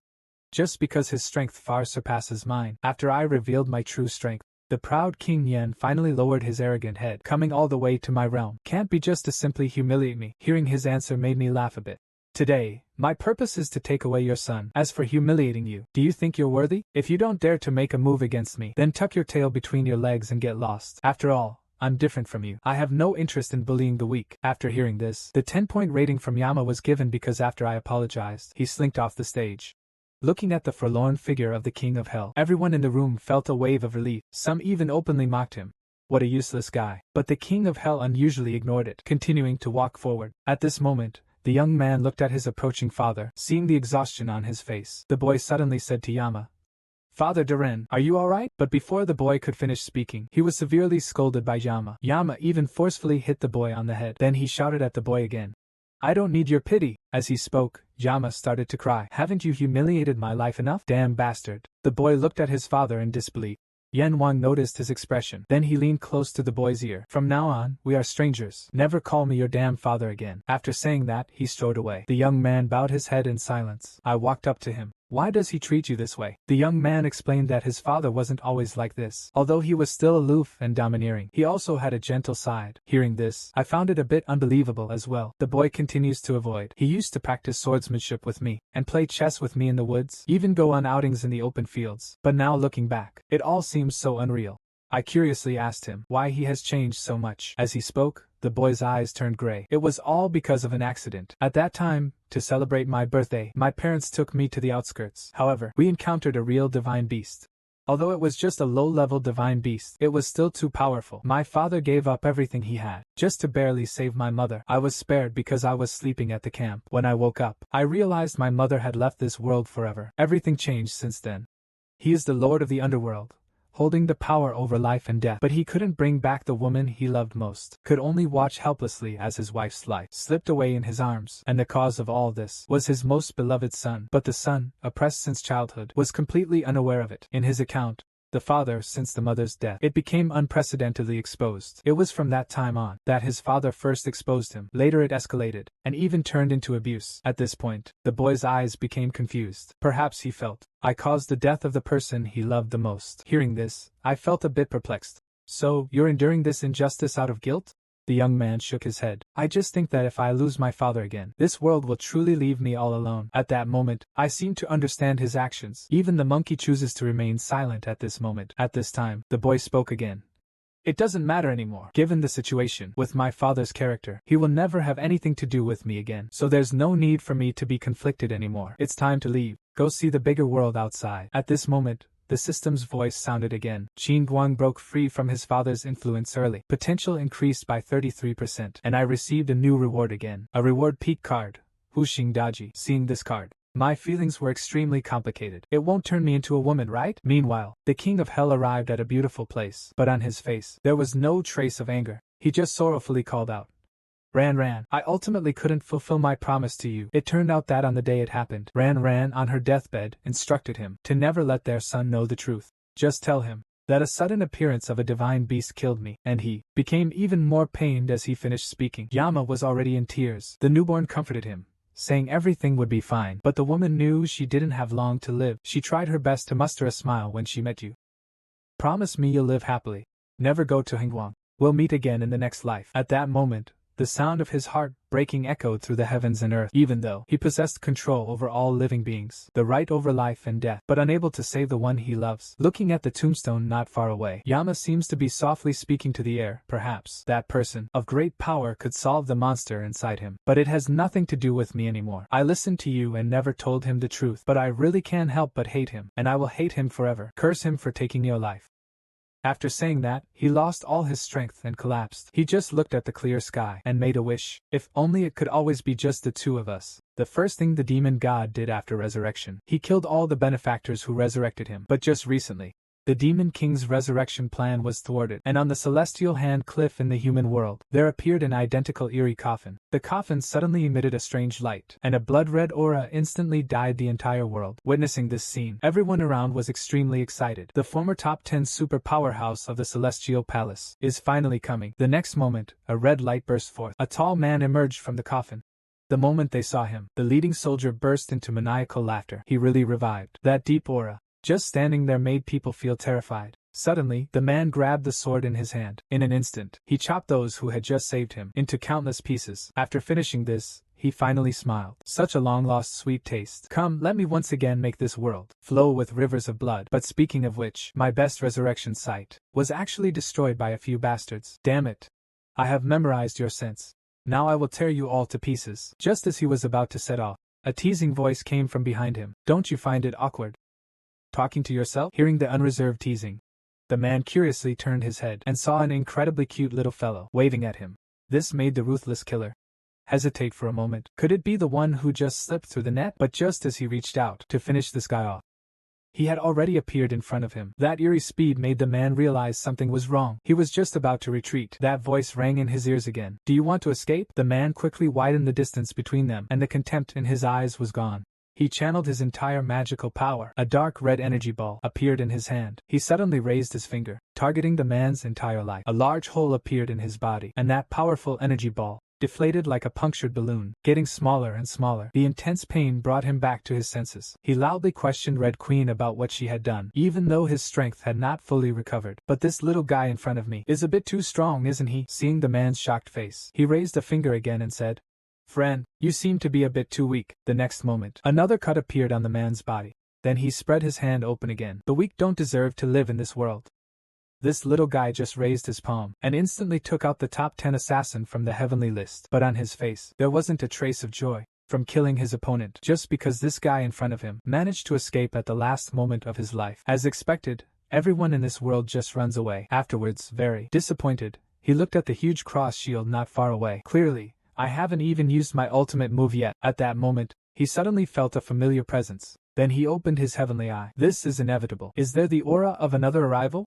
Let me see which colleague it is. A figure soon appeared in the sky. That so-called colleague turned out to be me. Upon seeing me again, he had an incredibly excited expression on his face. It turned out to be a senior. After saying that, he leapt and disappeared into the sky. And on the other side, after returning to the human world, I found a small mountain. I walked briskly to the front of the mountain. Seeing my appearance, the monkey instantly became extremely excited. Even the usually indifferent Qin Guan was watching my back very intently. Suddenly, I started channeling my magic. As I suddenly flicked my finger, a golden beam of light shot into the mountain. In front of me, a huge crater also appeared. The monkey was startled by my move. Damn, this is too ordinary. Even Xian Nu didn't know what to say. But just at this moment, a blue claw appeared beside the cave. An enormous, indescribable shadow was exposed to everyone's view. It was just a shadow, but it made Zun's eyes widen. However, soon, the shadow disappeared into the air again, until the phantom completely disappeared. Only then did the monkey feel a lingering fear. What exactly was that terrifying ancient aura in the stone cave just now? Qin Guang, also looking in the direction of the cave with lingering fear, asked, Did you feel that aura just now? With Qin Guang's confirmation, the monkey then realized it wasn't just his imagination. Could it be some kind of summoning spell? Qin Guang told him it wasn't. The aura was completely different from that of a summoned beast. But if it wasn't a summoned beast, then what was it? Then they looked at me.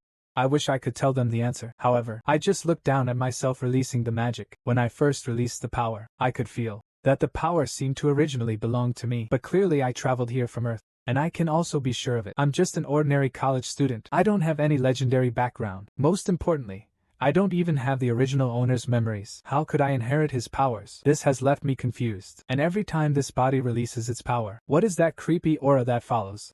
I'm just an ordinary inhabitant of the machine decoration. The casually unleashed attack even shocked the Demon King immensely. The curious monkey quickly asked me what that powerful aura just now was. This also puzzled me. It turns out they didn't know either. But to maintain my dignity, I told him it requires your gradual understanding. The literary monkey felt extremely calm. It turns out that the master's true intention was to test us. So he immediately bowed to me to express his gratitude. I, the foolish disciple, didn't realize it at the time. At this moment, I also started to seriously ponder the secrets within me. Perhaps only by using a few more experience cards can I uncover the truth. But before that, I had an interesting idea. So I called out to Xian Nu. Although a bit puzzled, He still walked towards me. I whispered my idea into his ear, but after hearing my plan, he seemed conflicted. I could see his hesitation, and then I told him, "Just do as I say." The two on the side looked puzzled, wondering what I was up to. Suddenly, I turned to them. "Who do you think is stronger?" This question confused them even more. Countless question marks flashed by. I looked at them very seriously. "I think among you, you need to choose a senior brother, and the strongest should rightfully take that position." Upon hearing this, the monkey immediately puffed out his chest. "Isn't it obvious? It must be none other than me, old son." In contrast, Qin Guang is constantly growing gray. "I certainly can't be the senior brother." But I directly denied their evaluation of me. I asked Qin Guang if he wanted to be my disciple. Qin Guang immediately nodded. "You are the strongest person I have ever seen. Following you, I'll definitely learn a lot. So if you want to be my apprentice, you must fight him.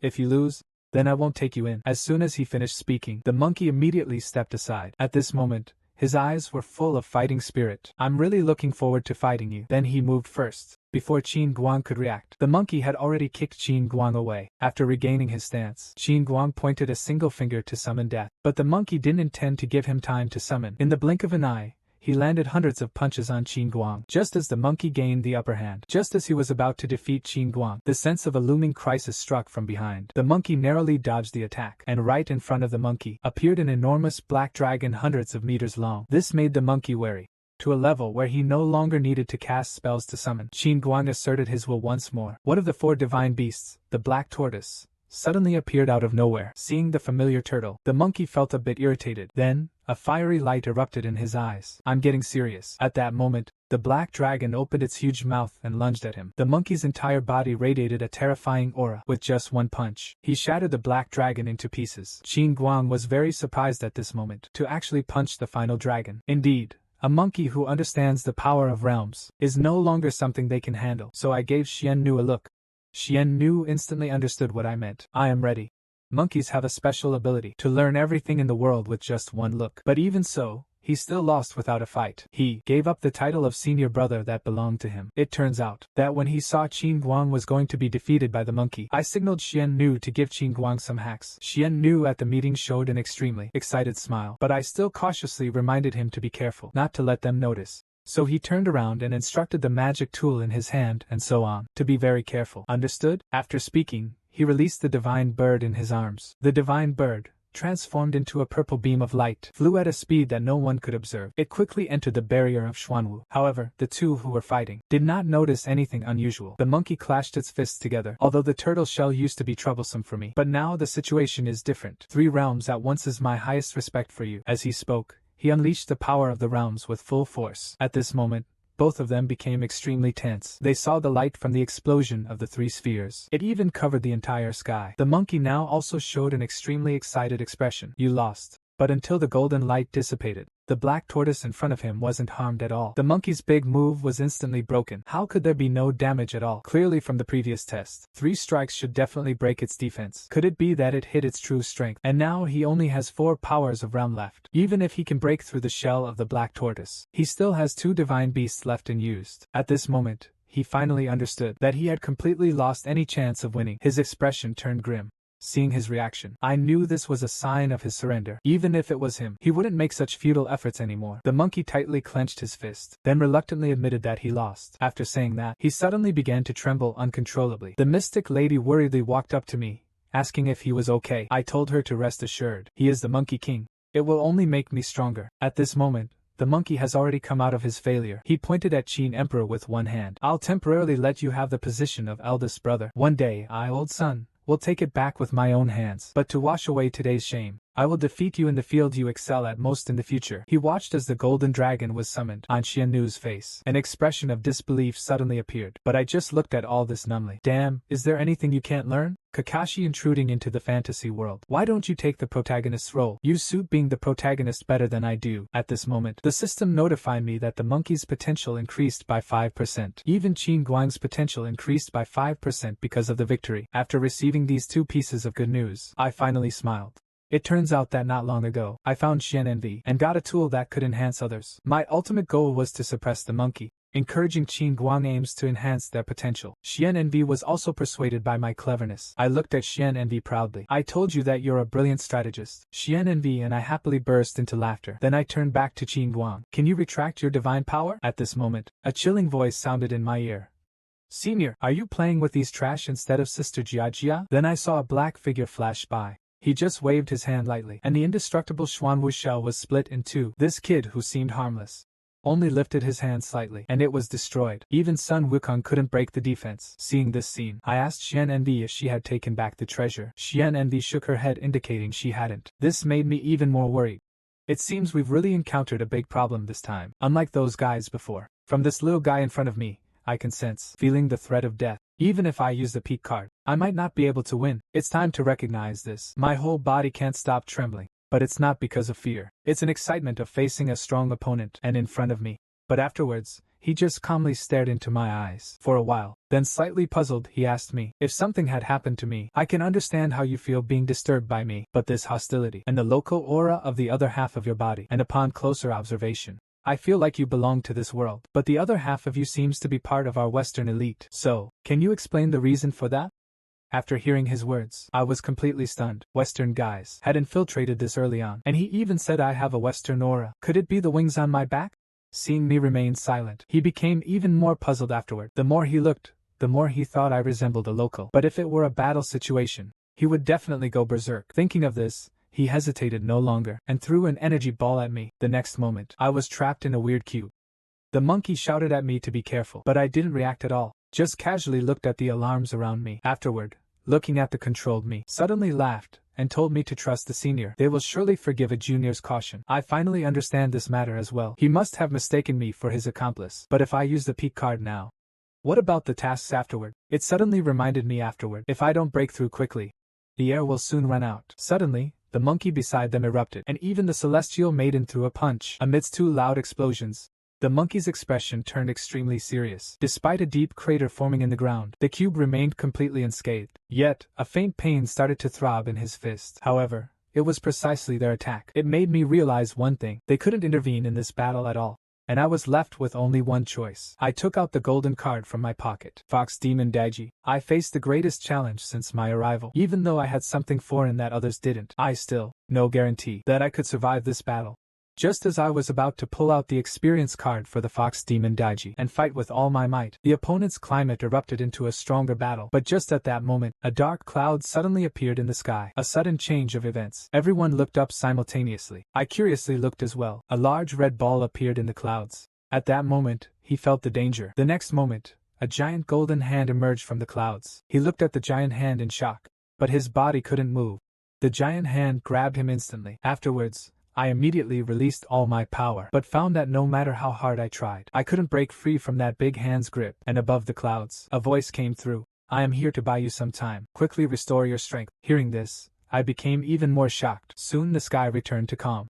Even the barrier that trapped me disappeared. I looked at the monkey in confusion. What did those words just now mean? The monkey looked at me with a puzzled expression. It didn't hear anyone speaking at all, from beginning to end. It only saw the scene of the snake demon being grabbed. Xian Nu analyzed that the owner of the hand might be a big figure in the heavenly palace. I was shocked to hear this. If none of them can hear it, then it must be meant for me. But why did they say I should recover my strength as soon as possible? Is there really some secret in this body? I've been thinking for a long time but still don't have an answer. It seems I have to speed up the tasks to get the answer, so I started to move forward. We're going to the next destination. Suddenly, I remembered that I just got a strange mask.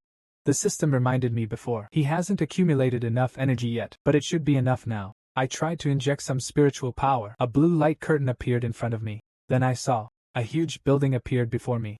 I had a faint feeling inside. It seems to emanate a terrifying power. But what confuses me is its entirety just a door?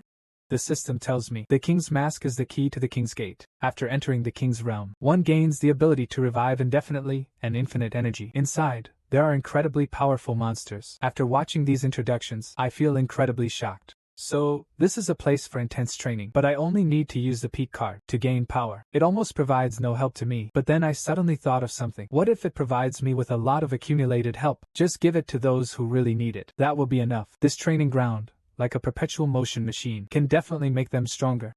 I clearly have a dungeon that can quickly enhance my strength, but I don't plan to go in and challenge it. Instead, I want to give this once-in-a-lifetime opportunity to my disciple. That way I will have a group of reliable supporters. At this moment, the system issued a new task to raise their talent to 60%. So I looked at them very seriously. Do you trust me?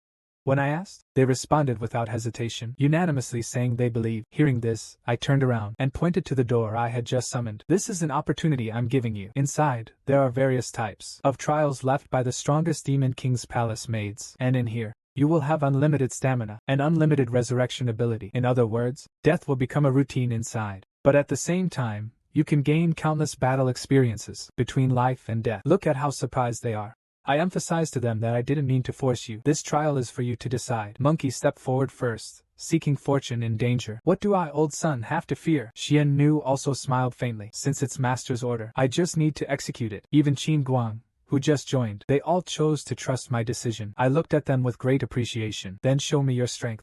Show me your limits. I hope when you come out, you'll give me a surprise. Each of them cupped their hands and assured me they wouldn't fail. I watched them enter the king's space. I felt not only very gratified, but also wondered how powerful they would become when they emerged.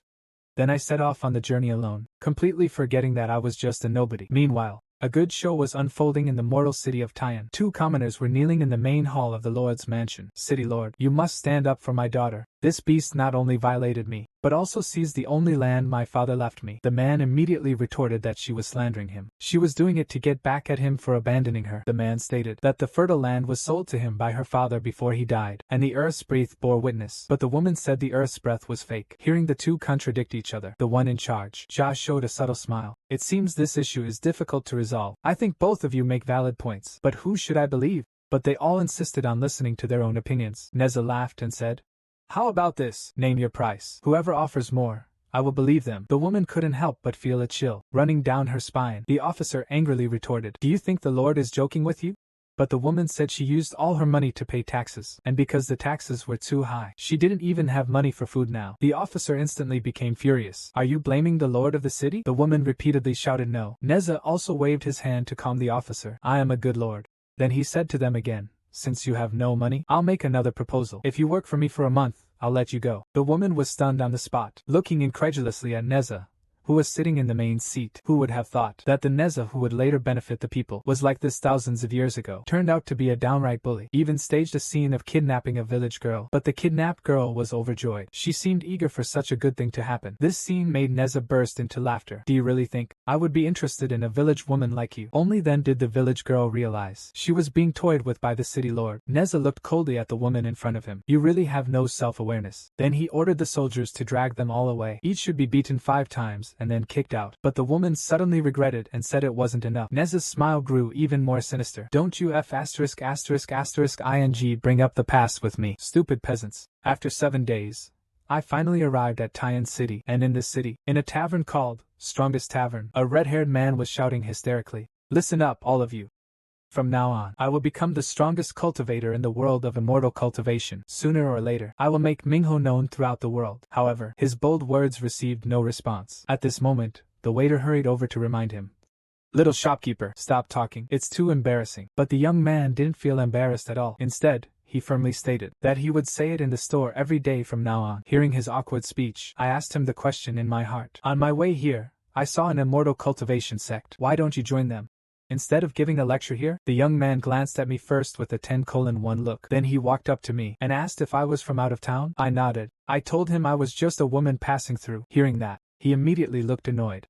If you don't know anything, don't give advice, he said. Just a down-and-out vagabond, an ordinary outer disciple, would cost 300 taels at a fixed price. This tavern my father left me is worth just 300 taels. Besides, even if I had enough silver, without connections or backing in the sect, without anyone to guide me, I wouldn't get anywhere. Just like this rundown city. But hearing this, he just kept staring at me. He noticed my disdainful look. The young man immediately got furious. He asked if I didn't believe he could become somebody important. As he said this, he grabbed my collar. Who do you think you are? How dare you look down on me? He didn't even give me a chance to explain. He called his boys over to give me a beating. As long as they didn't kill me, he'd take full responsibility for everything. Xiao Er immediately stepped forward, clenching his fists tightly.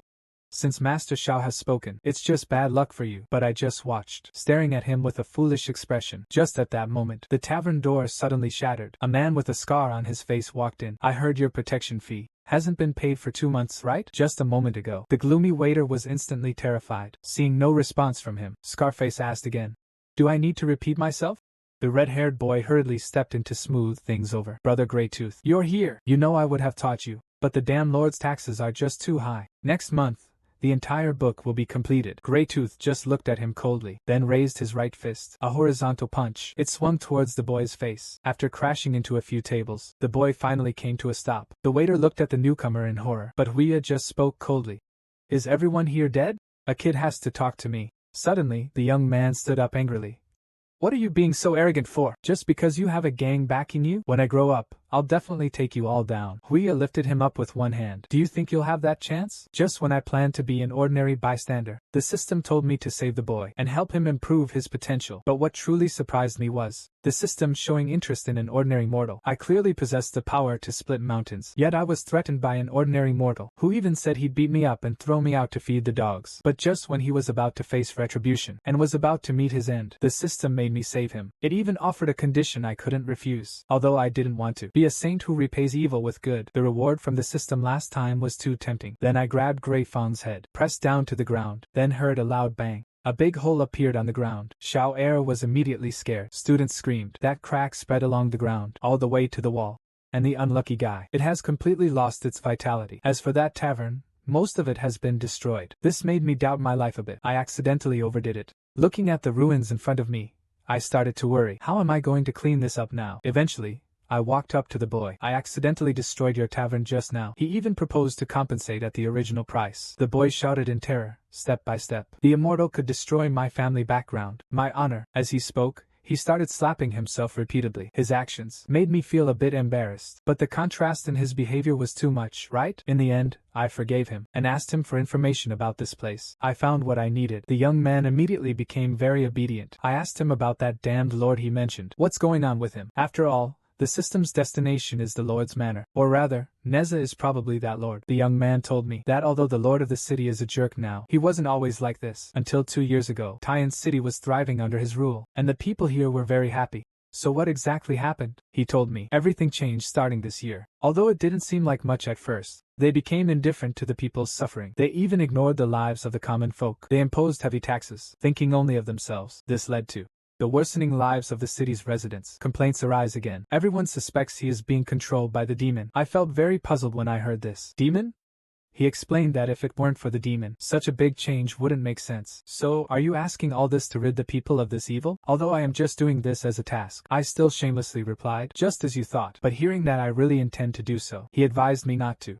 Although he is really annoying, the city lord is not as simple as you think. The city lord is also an immortal philosopher. Previously, he accidentally offended someone from an outside sect. However, it turned out the other party was the son of the sect leader, causing hundreds of cultivators to come seeking revenge. But as a result, the entire sect was beaten to a pulp by him. Hearing this, I finally confirmed. The lord he mentioned must be Neza. He told me this wasn't over yet. The sect used some unknown means. We invited a true celestial being from the heavenly palace to help. But when the immortal saw our city lord, he knelt down immediately. I understood everything at that moment. After all, he is the son of King Li. But why would he come to this mortal city to be the city lord? So, I immediately decided to go see the real answer myself. I shouted for the boy to lead the way. The boy looked incredulous. That's a being even immortals dare not provoke. Though I am an ordinary mortal, I dared to publicly defy the lofty god. My rebellious words also frightened the nearby 8-year-old child. But I didn't feel the slightest bit of regret at all. Instead, I urged him to quickly take me to find that jerk. Seeing my casual attitude, the young man immediately felt that I was a true big shot. So he didn't hesitate and followed in my footsteps. On the way to the city lord's mansion, the boy kept chattering nonstop. Immortal master, I'm Lu 11.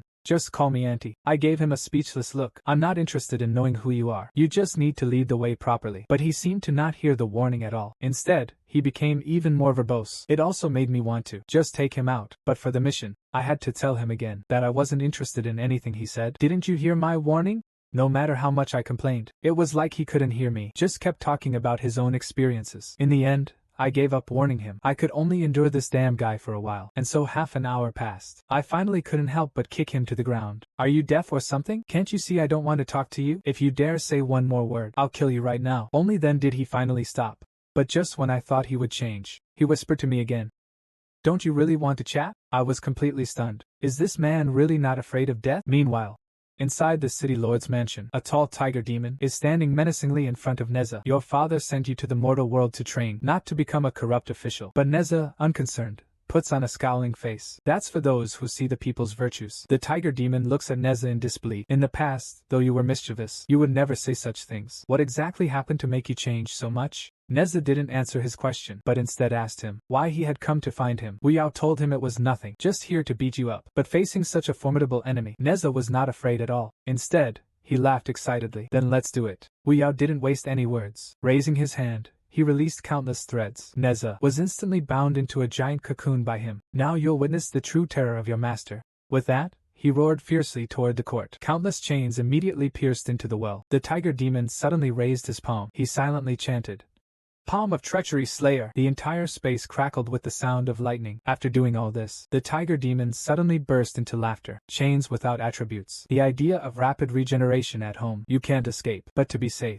I also borrowed a warranty beyond imagination. He put his fingertips together, and a small golden tower appeared in his hands. The Heavenly King's 7-treasure exquisite pagoda. He merely released a small golden pagoda, and it killed the Heavenly King Li's beloved son. But that wasn't his intention, because Neza was also his only love. Just after the tiger demon suppressed Neza, to prevent Neza from escaping, the tiger demon sent out the pagoda bestowed upon him by the Heavenly King. In an instant, that pocket-sized small tower suddenly transformed into a golden pagoda thousands of feet tall, accompanied by a deafening noise. The salt marshal field returned to a bottleneck. The tiger demon proudly said to the pagoda, "You should understand better than I do. Your father's Linglong Tower. Once it hits the living beings inside, there was no possibility of escape." As he finished speaking, the pagoda became extremely unstable. The 5 demons' expressions darkened. The vitality inside the pagoda was rapidly disappearing. Just as he hesitated whether to act, all the vitality inside the pagoda had dissipated. The 5 demons rushed forward frantically. What exactly happened? But at this moment, a stream of blue aura appeared inside the tower. Then it quickly condensed in the air. A figure also emerged, and the owner of that figure was none other than Neza,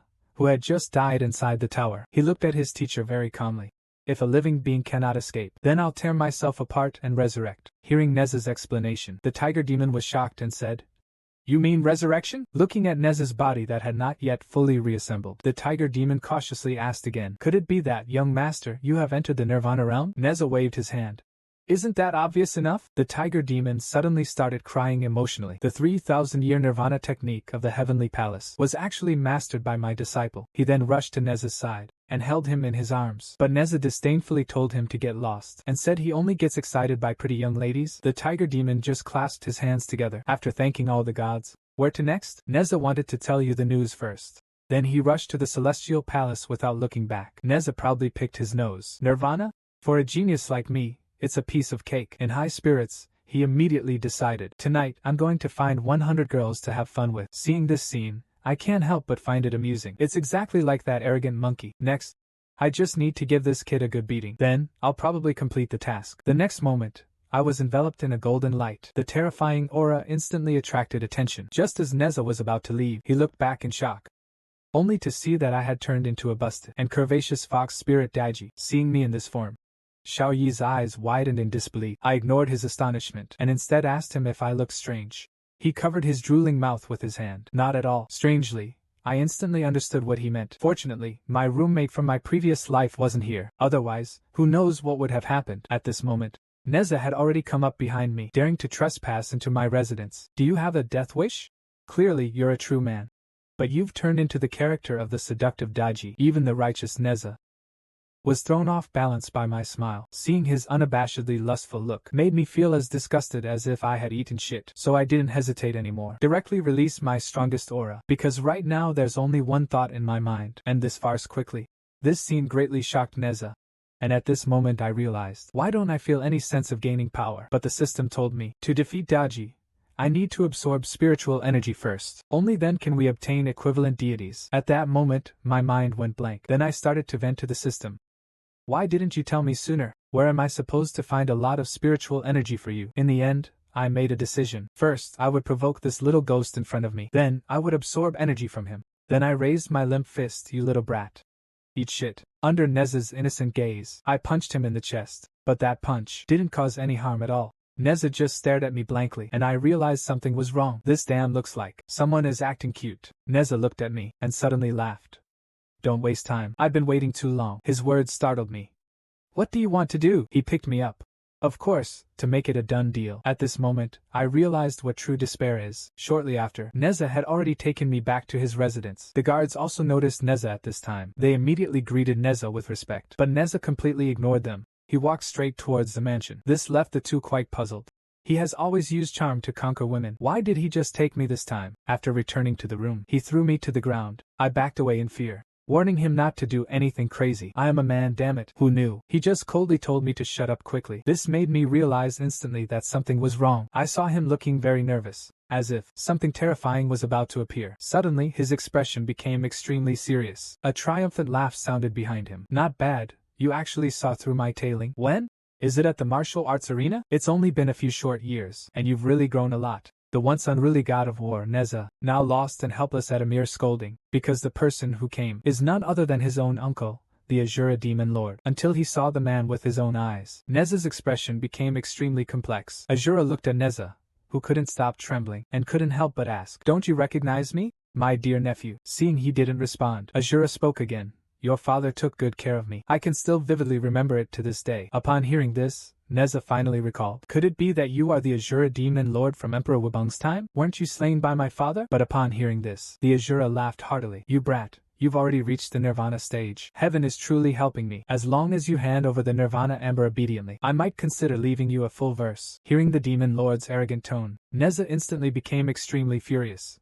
He was just a defeated general under my father. That's all he is. Then his whole body ignited with blazing fire. "Your era is over." Azura did not make any move, just sneeringly looking at the young man in front of him. Neza quickly charged forward. In an instant, Neza was already in front of Azura. Just as the attack was about to fall on Azura's head, Neza's expression changed. He directly jumped over Azura's head, but he never intended to fight Shura. From the beginning, it was all a trick to confuse Shura. Shura turned his head in confusion. He saw Neza already running to the door. "Damn you, did you really think I would fight you?" But before he could celebrate, a fist the size of a sandbag suddenly appeared in front of him. The next moment, Neza was sent flying out. He only stopped after crashing into the red shield. Neza looked around in terror.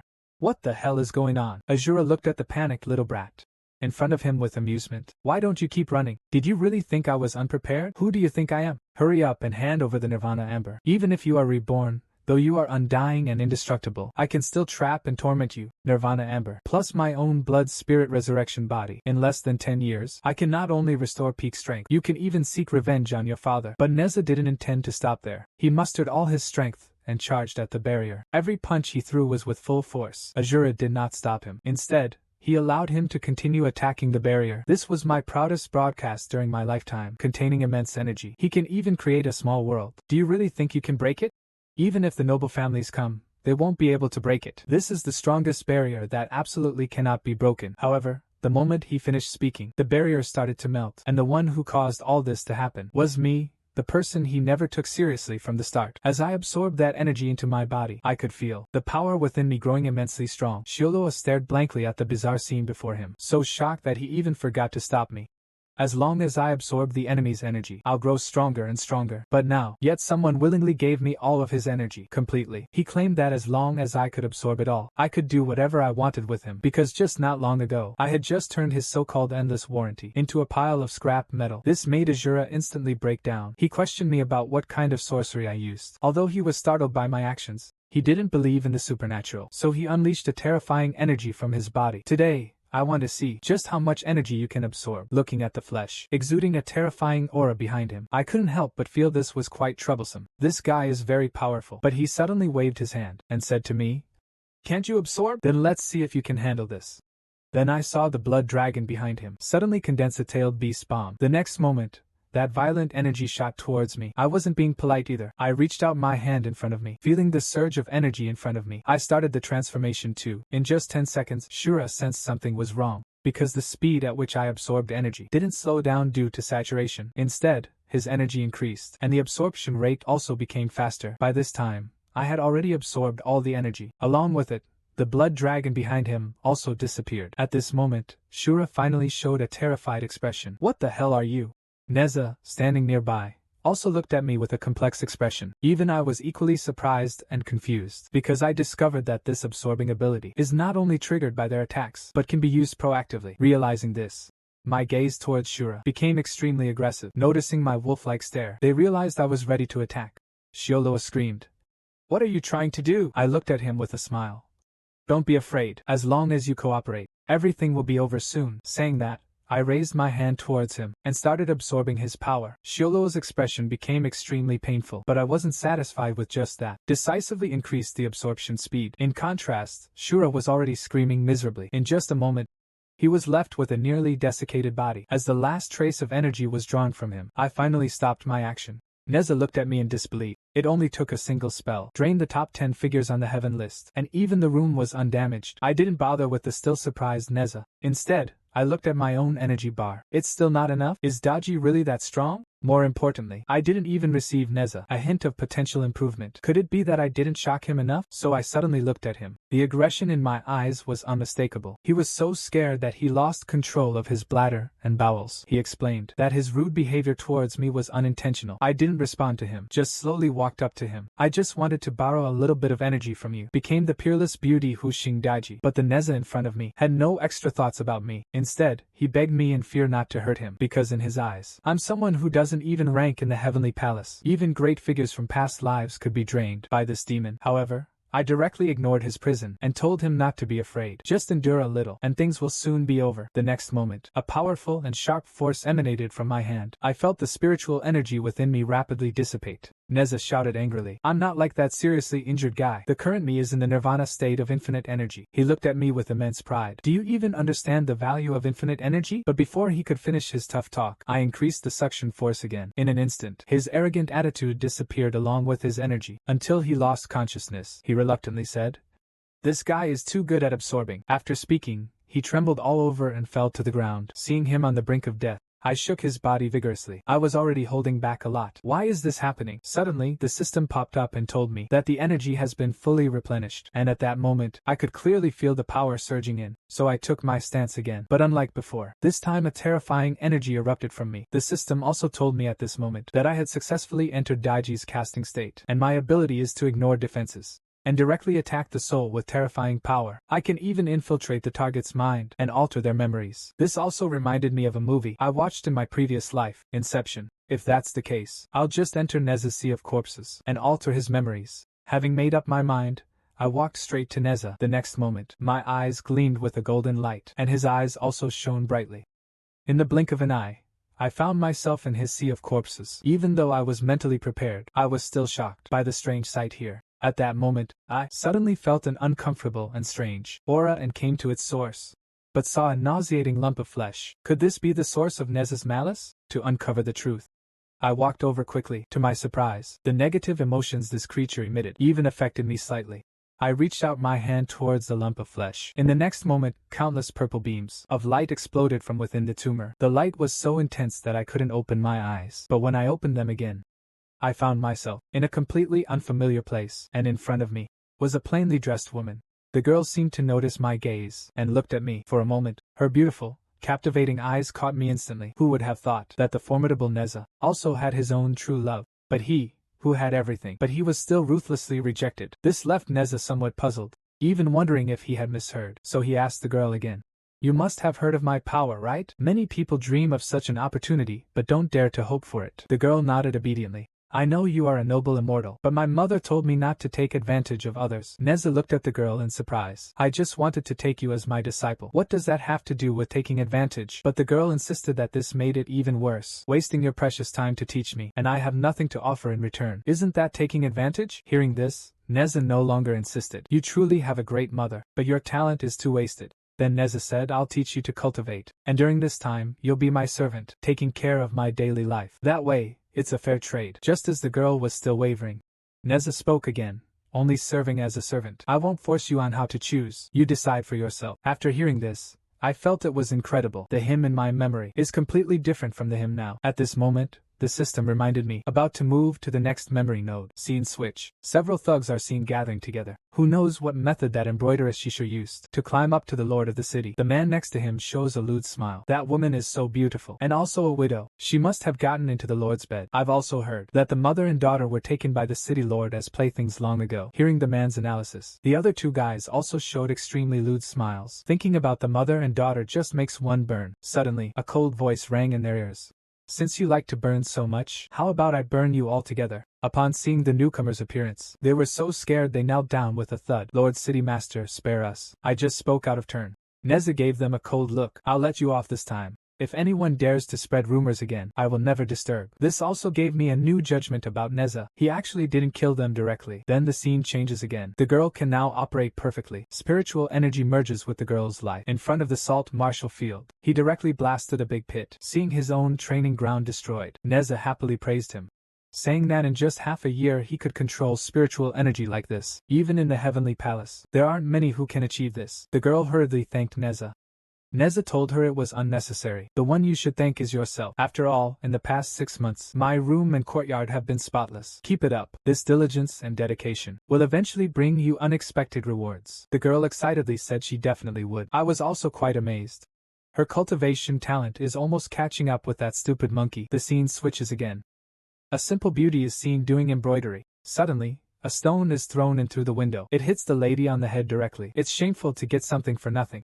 3 brats are seen viciously insulting the woman and her daughter. When he hears them insulting his daughter, the mother could no longer tolerate it and started scolding those kids harshly. However, the kids didn't stop. Their words became even more vicious. But just then, a deadly aura enveloped them instantly. Faced with this rumor-spreading bully, Neza slapped them directly. Afterwards, those kids hurriedly knelt down and promised Neza they would never dare to do it again. But Neza wasn't planning to let them off so easily. Instead, he told them to bring their parents to the city lord's mansion. 2 hours later, Neza saw those kids and their 3 parents. He then coldly announced that the adults would receive 50 lashes each. Start fighting since childhood. Suddenly a father shouted, "No, they're just kids." Neza nodded in agreement. Then should we just kill these brats directly? A nearby girl quickly stopped Neza, hoping he would spare them. Neza was also very surprised after hearing this. They insulted you and your mother. The girl told him she wasn't pleading for them. She just didn't want them to die because of mere words. Neza looked at his uncle without answering. He finally compromised, saying, "Just beat them half to death then, but remember, they're alive because of you. The person chose to spare you." After saying this, Neza angrily told them to get lost. Only after they left did Neza ask the girl if this was really okay. The girl gave a happy smile and told him it was fine. Time will prove everything. Her answer amused Neza. Your thoughts are not like those of a 13-year-old child. Then he walked out of the hall first. Today's task cannot be left behind. However, after that incident, things did not develop as the girl had expected. By this time, several people had already returned to their residence. Seeing the friend's miserable state again, the man mocked, "I thought you would be beaten to death." Another person had the same thought. They admired the magnanimity of the city lord, but the man in bed angrily cursed. Nonsense! He knew he was in the wrong. PMB did it but won't let anyone talk about it. It's truly unjust. Daring to hit my son. Wait until I get better. To make you never hold your head high again in this life. 3 months later, things happened just as the man said. In every street and alley in the city, new rumors were spreading. People on the streets looked at Neza with eyes full of disgust. Neza soon noticed this. Although these guys on the street didn't say anything, their smirking faces are really annoying. Then he turned to look at the girl. Do you really not care? But the girl still had a kind expression. Can we control how others see us? After hearing this, Neza didn't care much either. After all, he couldn't be worse than his apprentice. Moreover, the girl's carefree and optimistic smile also reassured him. But he ultimately forgot that no matter how optimistic she was just a 13-year-old child. When he saw his apprentice again half a year later, they were separated by life and death. There wasn't even the slightest sign before her death. Someone entrusted a letter for you, master. I have some personal matters to deal with alone. Don't worry about me for now. That sunny smile seemed to appear in front of him again. A terrifying weapon loomed over him, as if a demon king had descended. Neza, upon learning the truth, he lost his mind in an instant. A terrifying killing intent soared into the sky. Black aura appeared around him. At this moment, there was only one thought in his mind, which was to kill all those wretches who used vicious words to murder his disciple. Kill them all. Let them know the grave mistake they've made and the consequences it will bring. Just as he completely lost his mind and was about to fall into darkness, another voice suddenly echoed in his heart. It was the girl's final balloon. With this thought, Neza unwillingly shouted to the heavens, "Heavenly King's secretary, soul of Ince." The next moment, countless arms suddenly appeared in the void. These arms grasped the killing intent, and negative emotions released by Zhao then gradually formed a strange lump of flesh. This lump of flesh seemed to come to life and started pulsating. Then the tumor began to shrink and merged into Neza's divine essence. After finishing all this, Neza fell to the ground with a thud. Seeing this, I understood the whole story. It turned out that the tumor was his memory. As for his malice towards the city's residents, it's just a bit of this malice exposed. That's all. This also made me respect Neza, because if it were me, I would kill everyone. The next moment, I appeared in front of that lump of flesh again. I understood that as long as I wanted, I could erase that memory for him at any time, help him eliminate those so-called future troubles, and even enhance his potential. But is it really okay to erase someone's memory so clearly, like this? At this moment, I hesitated, on one hand respecting him, on the other for myself. Finally, I made a decision. Of course, it's all about profit. Then, a powerful force gathered in my hand, but in the end, I still couldn't do it. If I had really done that, I would despise myself for life. But if I don't do it, missing a peak card is minor. The key is losing a chance to improve. Then I started to think calmly. At this point, is there any way to achieve a win-win situation? Suddenly, a bright idea flashed in my mind. Through the system, I already knew that Neza would cause great trouble later. Pulling out the dragon gold and stripping the bones, he went through a long detour. In the end, he was saved by Buddha. At that time, Neza was much worse than he is now. Can still be saved by the Tathagata's great power. Now, he is naturally no problem. As for the Tathagata's great power, I don't know him, but I have a good way to contact him. Then I returned to reality and started shouting to the sky. I know you can hear my voice. Send this kid to Tathagata for me. But after waiting for a long time, nothing changed around me. Seeing this, I lay down directly. If you ignore me, I won't level up. Damn it, I don't believe you won't intervene. Then the window suddenly opened. Xiaoyi looked at me, panting. I came risking my life to save you. Hearing his words, I felt quite amused. This kid can really lie without missing a beat. But with just one look, I saw through his little scheme. Looking at his face, he had a "I'm willing to die for you" expression. I just felt a wave of nausea from the moment Neza and I entered this room. This little ghost had already followed us, hiding under the window, watching every move inside the house, with that cold look saying, "If you die, I'll run away immediately." Now watching the situation change, he immediately turned into this frantic and concerned state, begging for help selflessly. I have to say, despite his young age, his acting talent is on par with some old foxes. But the system gave me a tough task. I must help him improve his talent to get the reward. But soon, I suddenly had an idea. He looked at this disgusting brat with a sinister smile, so I pretended to be moved and walked to his side. Adversity reveals true feelings. You're not bad. This is for you. This is a top-tier magic treasure that can enhance the density of spiritual energy around you. With this, you'll sooner or later become the strongest man in the world. Hearing my exaggerated introduction, that kid grabbed the bead in his hand. Without any hesitation, immediately, he knelt down to thank me. I can never repay your great kindness. Then he started crying loudly again. You are like a second father to me. Honestly, I'm already overjoyed. Doesn't that idiot know to give a few more? What a miser. But I don't care what he's thinking at all. Instead, I look at the void panel. Congratulations on completing the side mission. Special talent potential increased to 85%. Then, a golden belt tied with a red string appeared in my hand. After I got the treasure I wanted, I tore off my disguise immediately. I'm not some kind of saint target. Then I took back the small ball I just gave him. You idiot. Once I took it, the system beeped again. His potential dropped directly to 5%, but the bell in my hand didn't disappear. I burst into laughter as my plan succeeded. The reward indeed wasn't taken back. In a good mood, I smiled and said goodbye to him. You want to fleece me? Eat shit. Leaving you with the stunned little brat. Stay put. After sending that bad kid away, I didn't leave. Instead, I brought Neza into the salt field. I don't believe that the great deity in the sky will just leave the dance steps. At this moment, a golden vortex suddenly lit up in the sky. Then a golden beam of light descended from the sky. Under the golden light, Neza also slowly ascended into the sky. Seeing this, I felt much more at ease. But then the voice echoed again.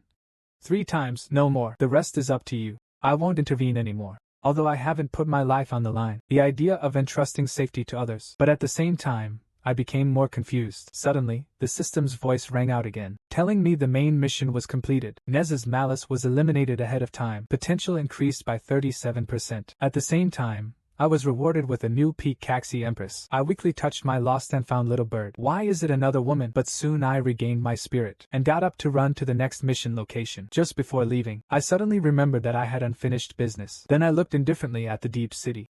Although Neza was gone, these rumor-mongers, no punishment at all. So, to help the girl punish this damn place, I spread a rumor here.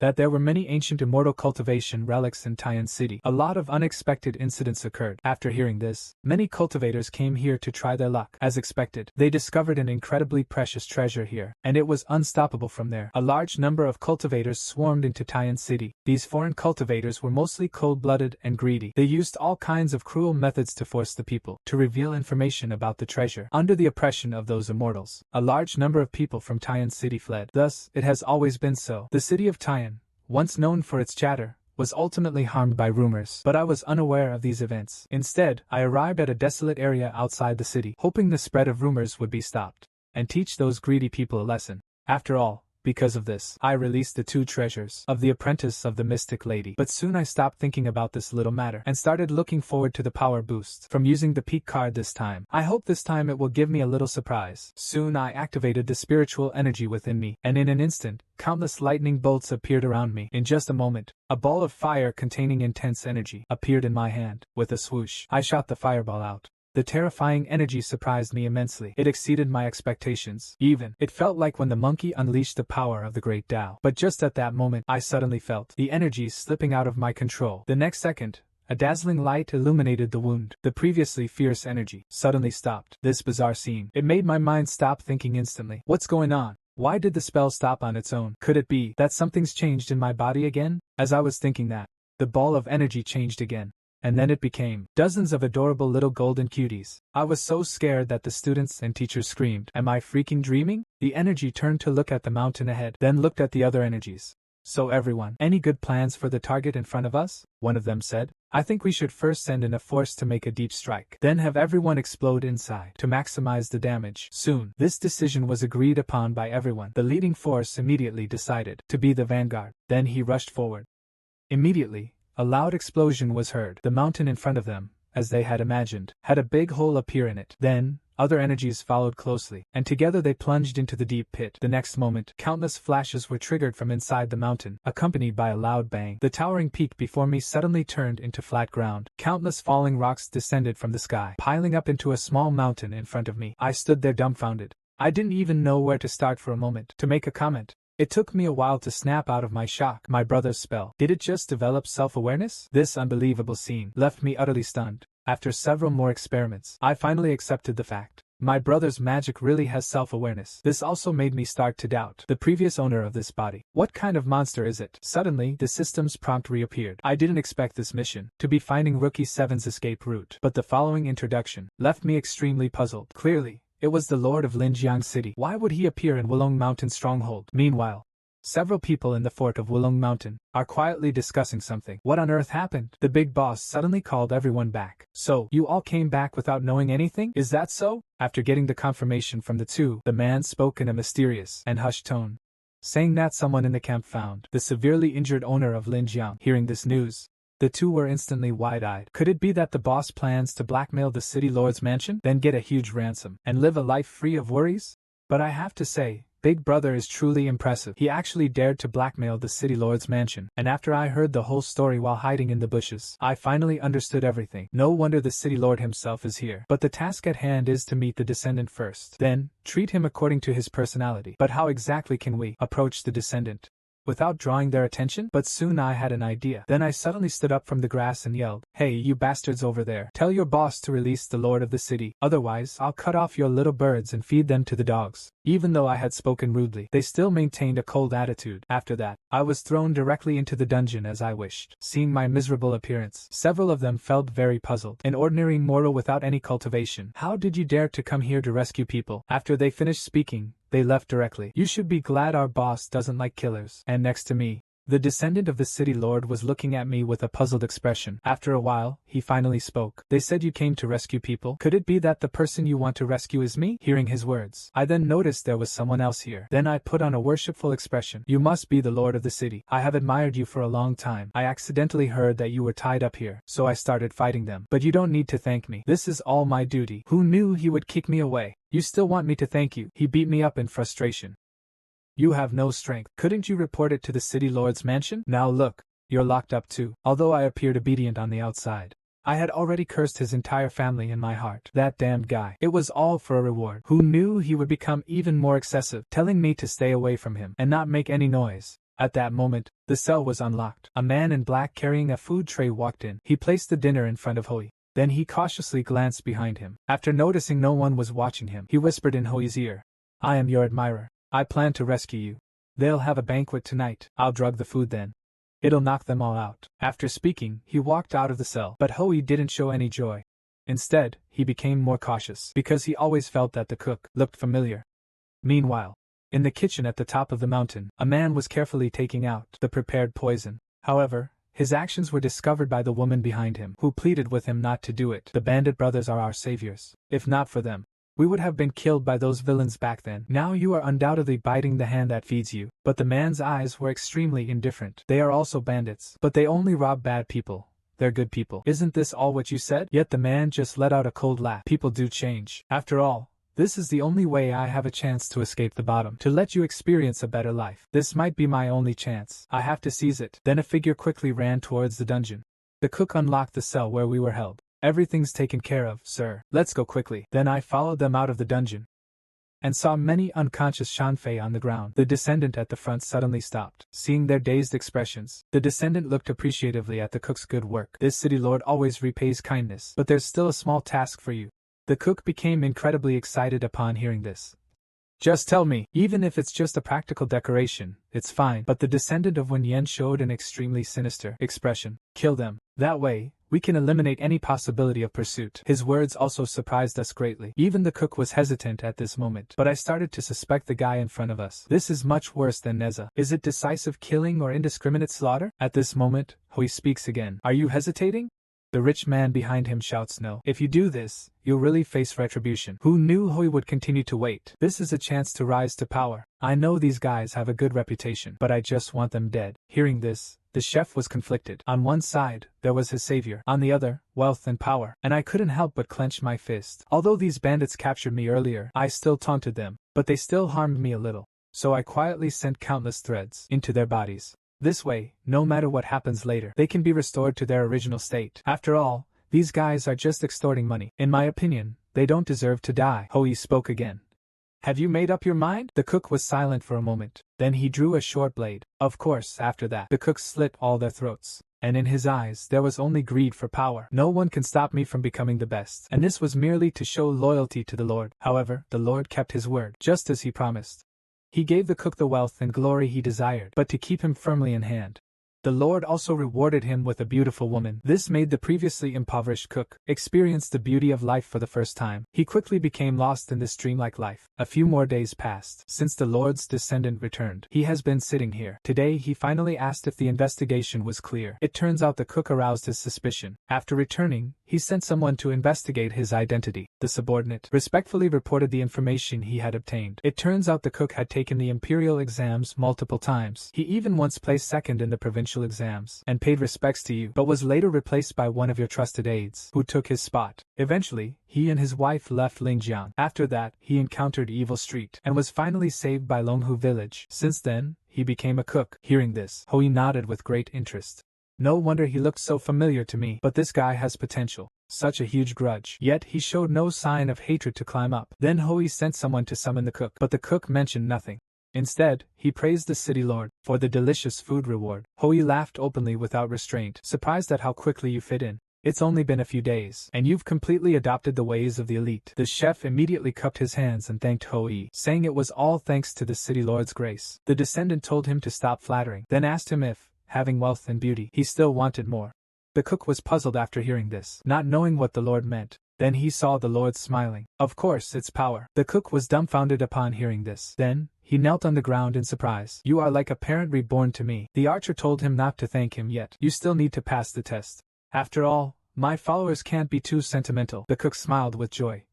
"Please go ahead. No matter the test, I can complete it." The archer smiled and informed him of his next mission. But the man who heard the mission details was utterly shocked. His eyes revealed deep fear.